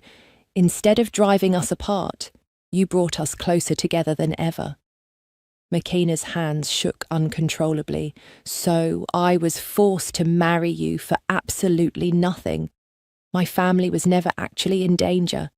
Everything I sacrificed was based on a complete lie." "Your family was definitely in real danger," Kyung-soo corrected quickly. "Song-ho made absolutely sure of that. He had armed men watching your mother and sisters in Tanzania, ready to kill them instantly if you refused the arrangement. The threat was completely real, even if the debt wasn't. He was willing to murder innocent people just to hurt us." "When did you find out the truth?" Makina asked quietly, dreading the answer. The brothers exchanged guilty, uncomfortable looks. 3 weeks ago. Kyung-jae finally admitted, "We discovered the truth about 3 weeks ago." 3 weeks? They'd known for 3 entire weeks that her uncle's debt was fake. 3 weeks of making love to her, 3 weeks of telling her they loved her, 3 weeks of planning their future together, all while hiding this massive, life-altering truth from her. "You lied to me," Makina whispered, her voice breaking. "For 3 weeks you lied by omission every single day. You let me believe my uncle destroyed my life with his debts and bad choices." "We didn't want to upset you unnecessarily," Kyung-soo tried to explain, reaching for her. Makina jerked away from his touch. "Didn't want to upset me? Are you serious right now? You let me carry guilt and anger toward my uncle for weeks. You let me think my family's problems were real. How is that protecting me? We were trying to protect you from additional stress, Kyung-jae argued, also looking guilty. We wanted to catch Song-ho first, eliminate the threat completely, and then tell you everything when you were safe. That's not your decision to make. Makina's voice rose with anger and hurt. We're supposed to be partners. We're supposed to trust each other. You can't just decide what information I'm allowed to have. You're right, Kyung-soo admitted, running his hands through his hair in frustration. We should have told you immediately. We were wrong to keep this from you, but we were genuinely scared of losing you.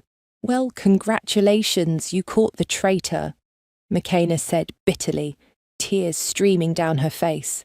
And now you can deal with him alone because I'm leaving. I'm going home. This whole marriage was built on lies from the very beginning. My uncle's fake debt, you forcing me through threats, and now this. I'm completely done. She ran to the bedroom and started throwing clothes into a bag with shaking hands. Both brothers followed her immediately, their expressions panicked. What are you doing? Kyung-jae demanded, his voice rising. Leaving. Going back to Boston, back to my real life. This was all fake anyway, right? Built entirely on lies and manipulation. You can't leave. Kyung-soo blocked the bedroom door with his body. We love you. That's not a lie. Everything we feel for you is completely real. Is it, though? Makina challenged through her tears. Or is that another convenient lie? How can I believe anything you say now? It's not a lie. Kyung-jae grabbed her shoulders firmly, making her look at him. Everything we feel for you is genuine and real. Yes, we should have told you about the fake debt sooner. That was a terrible mistake. But we were genuinely terrified of exactly this reaction. Terrified you'd leave us. Terrified we'd lose the best thing that ever happened to us. I have to leave, Makina sobbed, her heart breaking. I can't trust you anymore. Trust is everything in a relationship, and you destroyed it. Then let us prove ourselves to you. Kyung-jae pleaded desperately. Give us one chance to earn your trust back. Just one chance. How could you possibly do that? Makina demanded. Kyung-soo moved closer, his expression intense and desperate. Let us show you right now. Let us prove with our bodies and actions what our words are failing to communicate, that we love you desperately, that we need you more than air, that we absolutely cannot live without you. You think sex will magically fix this? Makina asked incredulously. No, Kyung-jae said seriously, but making love is how we communicate best with you, how we show our deepest feelings when words aren't enough. Let us show you what you truly mean to us. If you still want to leave afterward, we won't physically stop you. Makina knew she should refuse immediately, should pack her bag and demand they take her to the airport right now. But her traitorous heart wanted desperately to believe them, wanted to think their love was real despite the lies, wanted to find a way to forgive them. Please, Kyung-soo begged, and Makina had never heard him beg for anything in all their time together. Please give us this one chance to prove ourselves. Let us show you the truth of our feelings. Fine, Makina whispered, her resolve crumbling. Show me. Prove it. They undressed her slowly and reverently, like she was something infinitely precious and fragile that might break. Their touches were achingly gentle, worshipful almost. They kissed every inch of her skin while murmuring apologies and promises. I'm so sorry we hurt you, Kyung-soo said against her stomach, his lips trailing across her skin. I'm sorry we kept the truth from you. That was cruel and wrong. We never meant to cause you pain, Kyung-jae added, his mouth moving along her inner thigh. You're everything to us, absolutely everything that matters. They made love to her with desperate tenderness, no roughness or domination, just pure emotion expressed through careful touches and gentle kisses. Kyung-soo entered her slowly and carefully, his eyes locked on hers with raw vulnerability. "I love you," he said clearly and firmly. "That's not a lie. It will never be a lie. You can doubt everything else, but never doubt that." Tears rolled down McKenna's cheeks as he moved inside her with aching gentleness. She could feel his emotion, his regret, his genuine love in every careful movement. Her anger started dissolving despite her best efforts to hold on to it. When Kyung-jae took his turn, he was equally tender and emotional. "Don't leave us," he whispered against her lips, kissing away her tears. "Please don't leave us. We'll spend every single day for the rest of our lives making this up to you. We'll be completely transparent from now on. No more secrets, no more lies, ever." They both made love to her together afterward, their bodies surrounding her completely, protecting and cherishing her simultaneously. When they all climaxed together, it felt like a rebirth, like everything was breaking and reforming into something new and potentially stronger. Lying tangled together in the aftermath, McKenna finally spoke into the heavy silence. "I believe you love me. I can feel that what you just showed me was real and genuine, but you still lied to me for weeks. That hurt deeply." "We know," Kyung-soo said quietly, "and we'll never make that mistake again. Complete honesty from now on, no matter how difficult or uncomfortable the truth might be." "I need time," McKenna said firmly. "Time to process everything. Time to rebuild the trust you damaged. This isn't magically fixed just because we had emotional sex. Take all."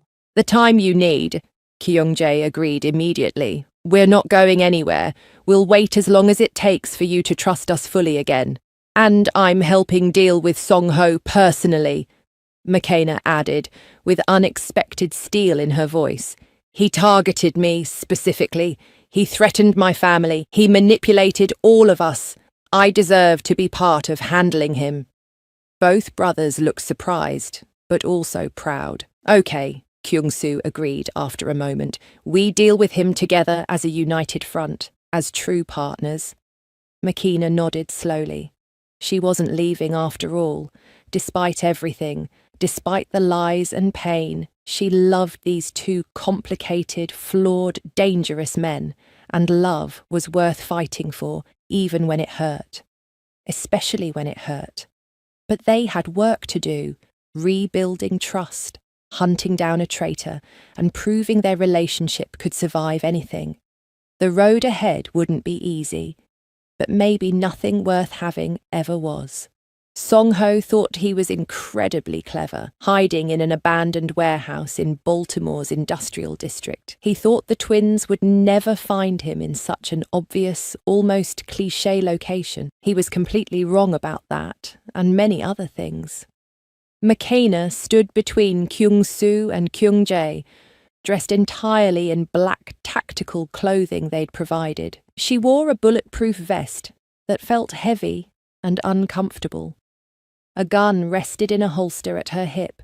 They'd spent the last 3 days teaching her to shoot accurately. She could handle herself now, at least somewhat. She wasn't helpless anymore. "Remember the plan?" Kyung-soo said quietly, checking his own weapons methodically. "You stay behind us at all times. If shooting starts, you immediately drop to the ground and take cover. You don't try to be a hero." "Understood completely." "I know the plan perfectly," McKenna assured him, her voice steadier than she felt inside. "I'm not going to do anything stupid or reckless."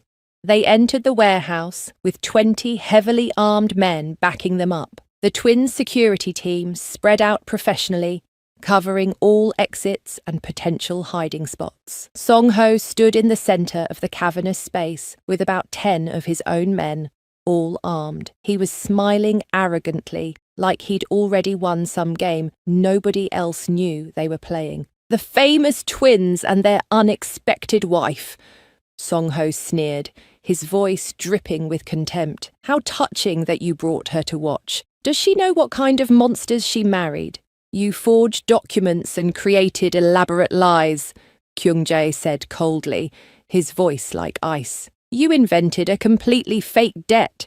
You manipulated all of us. You put innocent people in genuine danger." "I was trying to destroy you both," Song-ho admitted proudly, spreading his arms wide. "Make you miserable and conflicted. Turn you against each other. Instead, you pathetically fell in love with her like sentimental fools.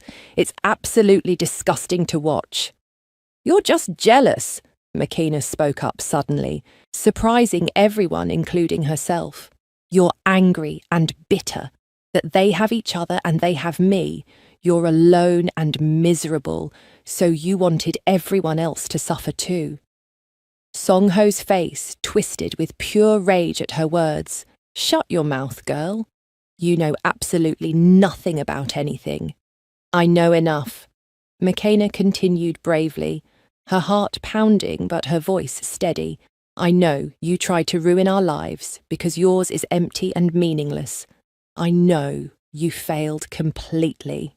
I'll kill you right now," Song-ho snarled, reaching for the gun at his waist. Everything happened incredibly fast after that.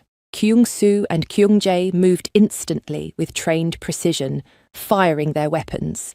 Song-ho's guards fired back, filling the warehouse with deafening noise. Makina dropped to the concrete floor immediately, like they'd trained her to do, pulling out her own gun. One of Song-ho's men broke away from the main fight and came running directly toward where Makina crouched. He raised his weapon, aiming at her. Panic flooded through her, but training took over automatically. She aimed her gun carefully, remembering everything they'd taught her, and fired twice. Both shots hit him, one in the shoulder, one in the chest. He dropped his weapon and collapsed, screaming. She'd actually shot someone, actually hurt another human being. The realization was shocking and surreal. The fight ended quickly. Song-ho's men were outnumbered and outmatched from the start. Most surrendered once they realized they couldn't win. Song-ho himself lay wounded on the cold concrete floor, blood spreading beneath him from a gunshot wound in his side. "Finish it," Kyung-soo said grimly, handing Kyung-jae a gun. But Kyung-jae surprised everyone by handing the weapon to Makina instead. "You do it. He hurt you more than anyone. You deserve this closure." Makina took the gun with hands that were surprisingly steady. She walked slowly to where Song-ho lay bleeding and looked down at him.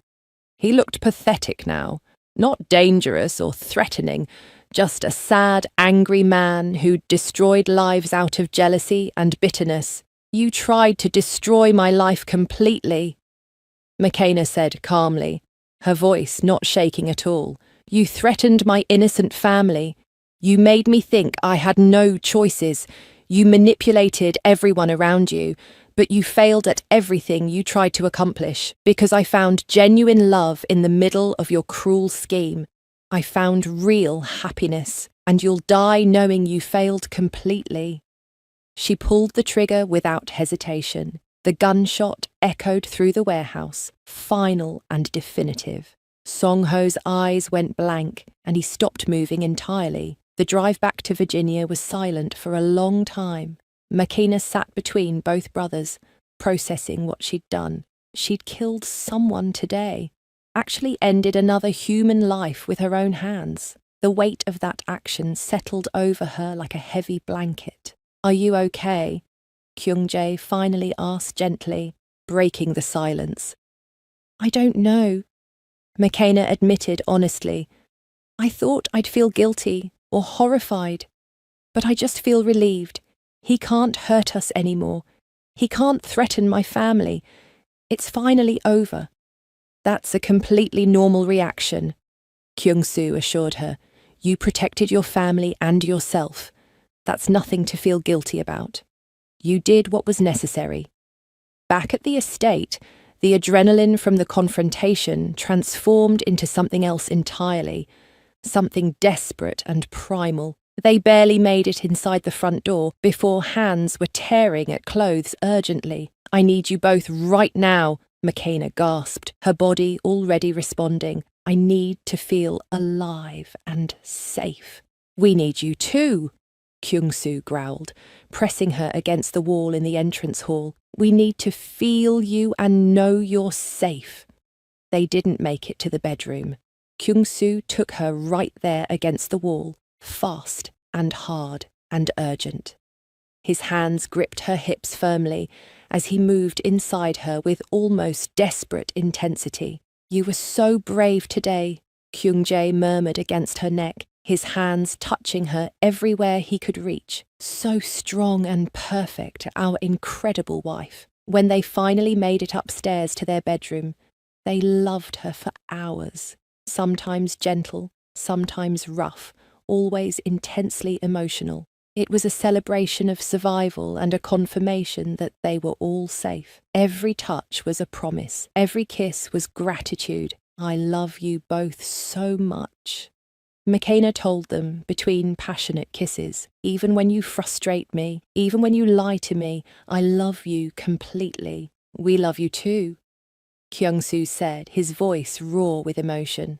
More than anything else in this entire world, they fell asleep tangled together as dawn broke, exhausted, but genuinely happy. The threat was eliminated. Song-ho was dead. They were finally, truly safe to build their future. Morning brought incredible news from their lawyer. Song-ho's death had freed them completely from the organization. All debts were paid. All obligations were fulfilled. All ties were permanently severed. They were truly free to live however they wanted. "We could go anywhere," Kyung-jae said over breakfast, his voice full of possibilities. "Do anything we want. Start completely over with clean slates. Or we could stay right here," McKenna suggested thoughtfully. "Make this beautiful place our permanent home. Raise our family here in peace and safety." Both brothers smiled at her words. "Our family," Kyung-soo repeated, clearly loving the sound of it. "I really like how that sounds." "Should we start trying seriously?" Kyung-jae asked with a playful grin. "For babies, I mean." McKenna blushed, but nodded eagerly. "Yes, let's start our family for real." They spent that entire day making love with a new purpose, not just for pleasure, but to create life together. Every touch was intentional. Every moment was meaningful. They were building their future one intimate moment at a time. That night, lying in their enormous bed with both brothers' hands resting protectively on her flat stomach, McKenna felt completely content for the first time in her entire life. The journey from terrified captive to confident wife had been wild and unexpected, but she wouldn't change a single thing about how it all happened. "I love both of you more than I ever thought possible," she whispered into the darkness. "We love you infinitely." Both brothers replied in perfect unison, making her smile. Their story had started with force and fear and desperation, but it was transforming into something beautiful, a real family built on genuine love and hard-won trust. And that made everything they'd been through completely worthwhile. 5 months later, McKenna stood in the bathroom, staring at 3 positive pregnancy tests lined up on the marble counter. Her hands trembled with a mixture of joy, disbelief, and overwhelming emotion. She was actually pregnant. There was a baby, or possibly babies, growing inside her right now. After months of hoping and trying, it had finally happened. "McKenna, are you okay in there?" Kyung-soo called through the bathroom door, his voice concerned. "You've been in there for 20 minutes. She opened the door slowly, holding out the tests wordlessly. Both brothers had been hovering outside, and they immediately focused on the small plastic sticks in her shaking hands. For a moment, they just stared, processing what they were seeing. "Are those what I think they are?" Kyung-jae asked, his voice barely above a whisper. Positive, McKenna confirmed, happy tears already streaming down her face. All 3 tests are positive. I'm actually pregnant. Kyung-soo let out a whoop of pure joy that was completely unlike his normally controlled demeanor. He picked McKenna up and spun her around carefully, laughing with delight. Kyung-jae was grinning so widely his face looked like it might split. Tears of happiness rolling down his cheeks without shame. We're having a baby, Kyung-soo said in wonder, setting her down gently like she was made of fragile glass. We're actually going to be fathers. We're going to have a family, Kyung-jae added, his voice thick with emotion as he pulled both of them into a tight embrace. A real family with you. The doctor's appointment 2 weeks later brought even more shocking and wonderful news. McKenna lay on the examination table while the doctor moved the ultrasound wand over her still flat stomach. Both brothers stood on either side of her, gripping her hands tightly, staring at the screen with intense focus. Well, this is certainly interesting, the doctor said with a smile, pointing at the grainy black and white image on the monitor. You're definitely having twins. See? 2 distinct heartbeats right there. Twins, McKenna whispered in shock. We're having twins. Twins often run in families, the doctor explained, moving the ultrasound wand to get better angles. And there's something particularly fascinating here. Based on the genetic testing we ran and the way the embryos are positioned, it appears you conceived 1 baby from each father. It's incredibly rare, but it does happen occasionally with fraternal twins. All 3 of them stared at the doctor in absolute shock. That's actually possible? Kyung-soo asked, his voice full of wonder.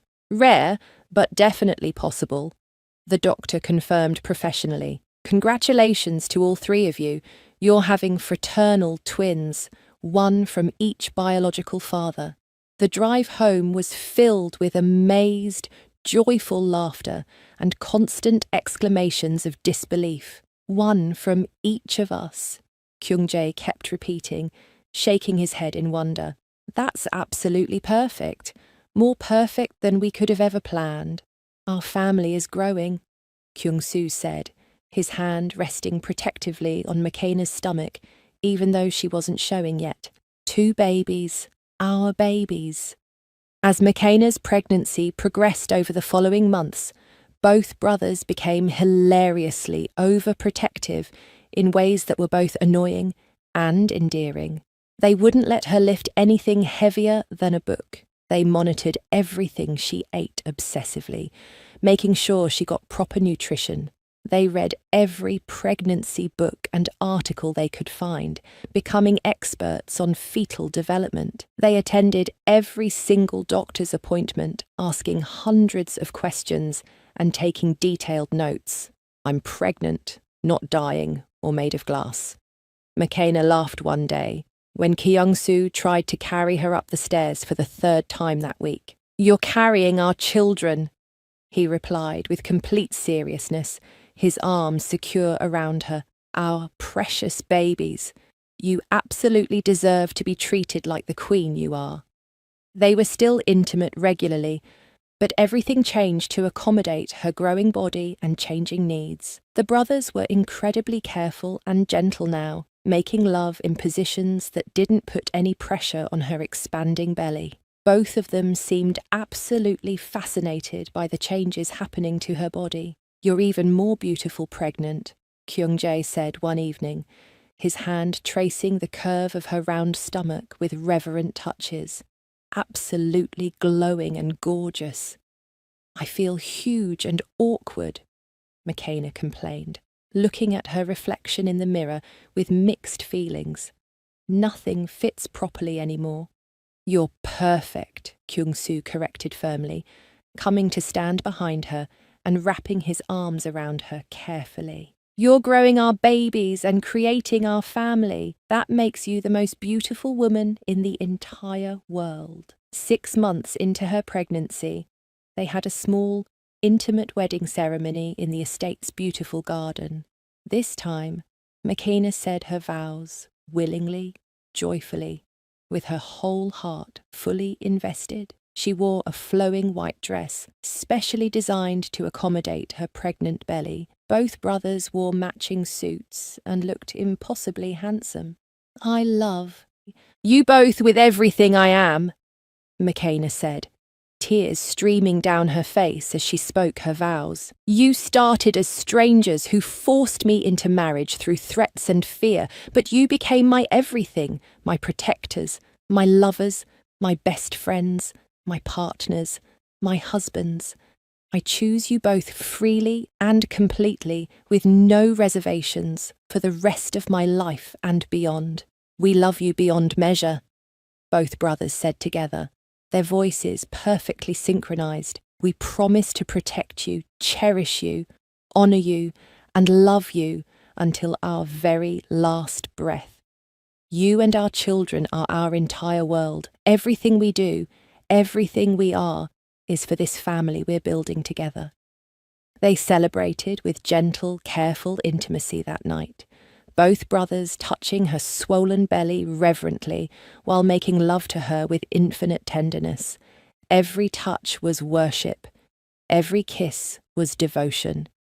It was tender and emotional and absolutely perfect. As her due date approached in early September, they converted one wing of the estate into a hospital-grade medical suite, complete with every possible piece of equipment. Both brothers absolutely refused to risk her giving birth anywhere else where they couldn't control every single variable. Labour started on a beautiful sunny morning. Makina woke to her water breaking and immediately felt the first contraction grip her body. "It's time," she gasped, shaking both brothers awake urgently.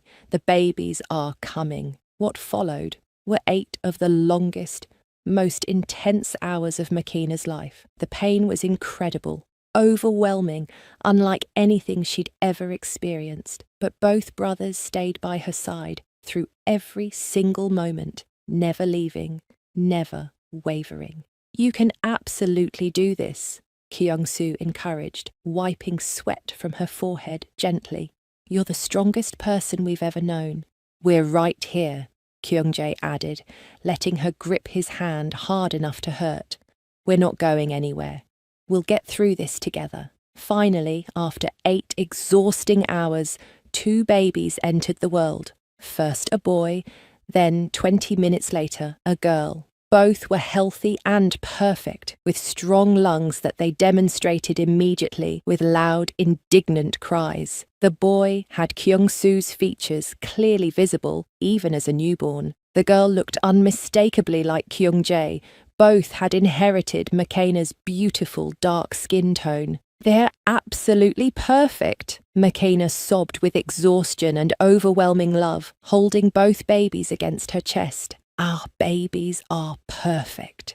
Both brothers cried openly and unashamedly, touching their children with trembling hands, full of wonder and fierce protective love. "What should we name them?" Kyung-jae asked, his voice choked with emotion. "Tae for the boy," Makina suggested through happy tears. "It means he has been seen in Amharic, my mother's language, and Dalila for the girl, which means gentle and delicate." "Tae and Dalila," Kyung-soo repeated reverently, testing the names.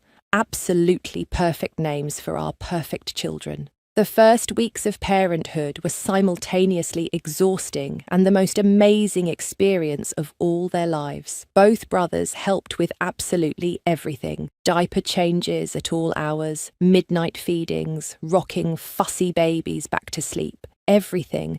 They worked as a perfect team, supporting each other and Makina through the challenging adjustment. One night, about 3 weeks after the births, Makina woke to find both cribs in their bedroom empty. Panic gripped her heart immediately until she heard soft singing drifting up from downstairs. She found both brothers in the living room, Kyung-soo gently holding and swaying with Tae, while Kyung-jae did the same with Dalila. They were singing soft Korean lullabies in perfect harmony, their voices low and soothing. Makina's heart swelled so much with love, she thought it might actually burst. This was her family, strange and unconventional and absolutely perfect in every way that mattered. "What are you thinking about?" Kyung-soo asked, noticing her standing in the doorway watching them. "How incredibly far we've all come," Makina said softly. "From that first terrifying night when you told me I'd have both of you, to now, us, our babies, our beautiful life together. Best decision we ever made," Kyung-jae said with deep satisfaction. "Choosing you, even if the circumstances were less than ideal initially. You didn't force me," Makina corrected with a gentle smile. "You rescued me from an ordinary lonely life. You just didn't know it yet, and neither did I. We rescued each other," Kyung-soo said wisely. "We were all incomplete before this. Now we're whole." Years passed in happiness. Tae and Delilah grew into beautiful, intelligent, joyful children who filled the estate with constant laughter and energy. Kyung-soo and Kyung-jae eventually opened a completely legitimate international business together, leaving their dangerous past completely behind forever. Makina finished her art history degree and opened a successful gallery in Richmond, featuring African artists, fulfilling her dream of celebrating her heritage. She was happy, genuinely, completely, overwhelmingly happy. She was fulfilled in ways she'd never imagined possible. She was loved beyond measure by two incredible men and two amazing children who were her entire world. Sometimes, lying in bed between both husbands while they touched her gently and lovingly, Makina thought about that terrified young woman who had opened her apartment door to two dangerous strangers. That girl could never have imagined this future, this joy, this perfect family. "I love you both more than words can possibly express," she whispered one quiet evening. "We love you infinitely more." Both brothers replied together in perfect unison, making her laugh like they always did. "Impossible," she declared. "My love is endless and eternal. Then we'll spend forever trying to match it." Kyung-soo promised seriously, and that's exactly what they did. For the rest of their long, happy lives together, three people who had started with force and fear and desperation built something genuinely beautiful. A real family, a warm home, a love story that proved sometimes the most unexpected and difficult beginnings can lead to the happiest possible endings. Their story started with the words, "You'll have the both of us tonight." It continued through passion and danger and complications and growth, but it ended with forever, genuine, lasting, beautiful forever. If you enjoyed this epic romance story, please subscribe to our channel so you never miss our next passionate tale. Hit that notification bell and drop a comment below, telling us where in the world you're watching from. We love hearing from our amazing viewers. Which chapter was your absolute favourite? Let us know.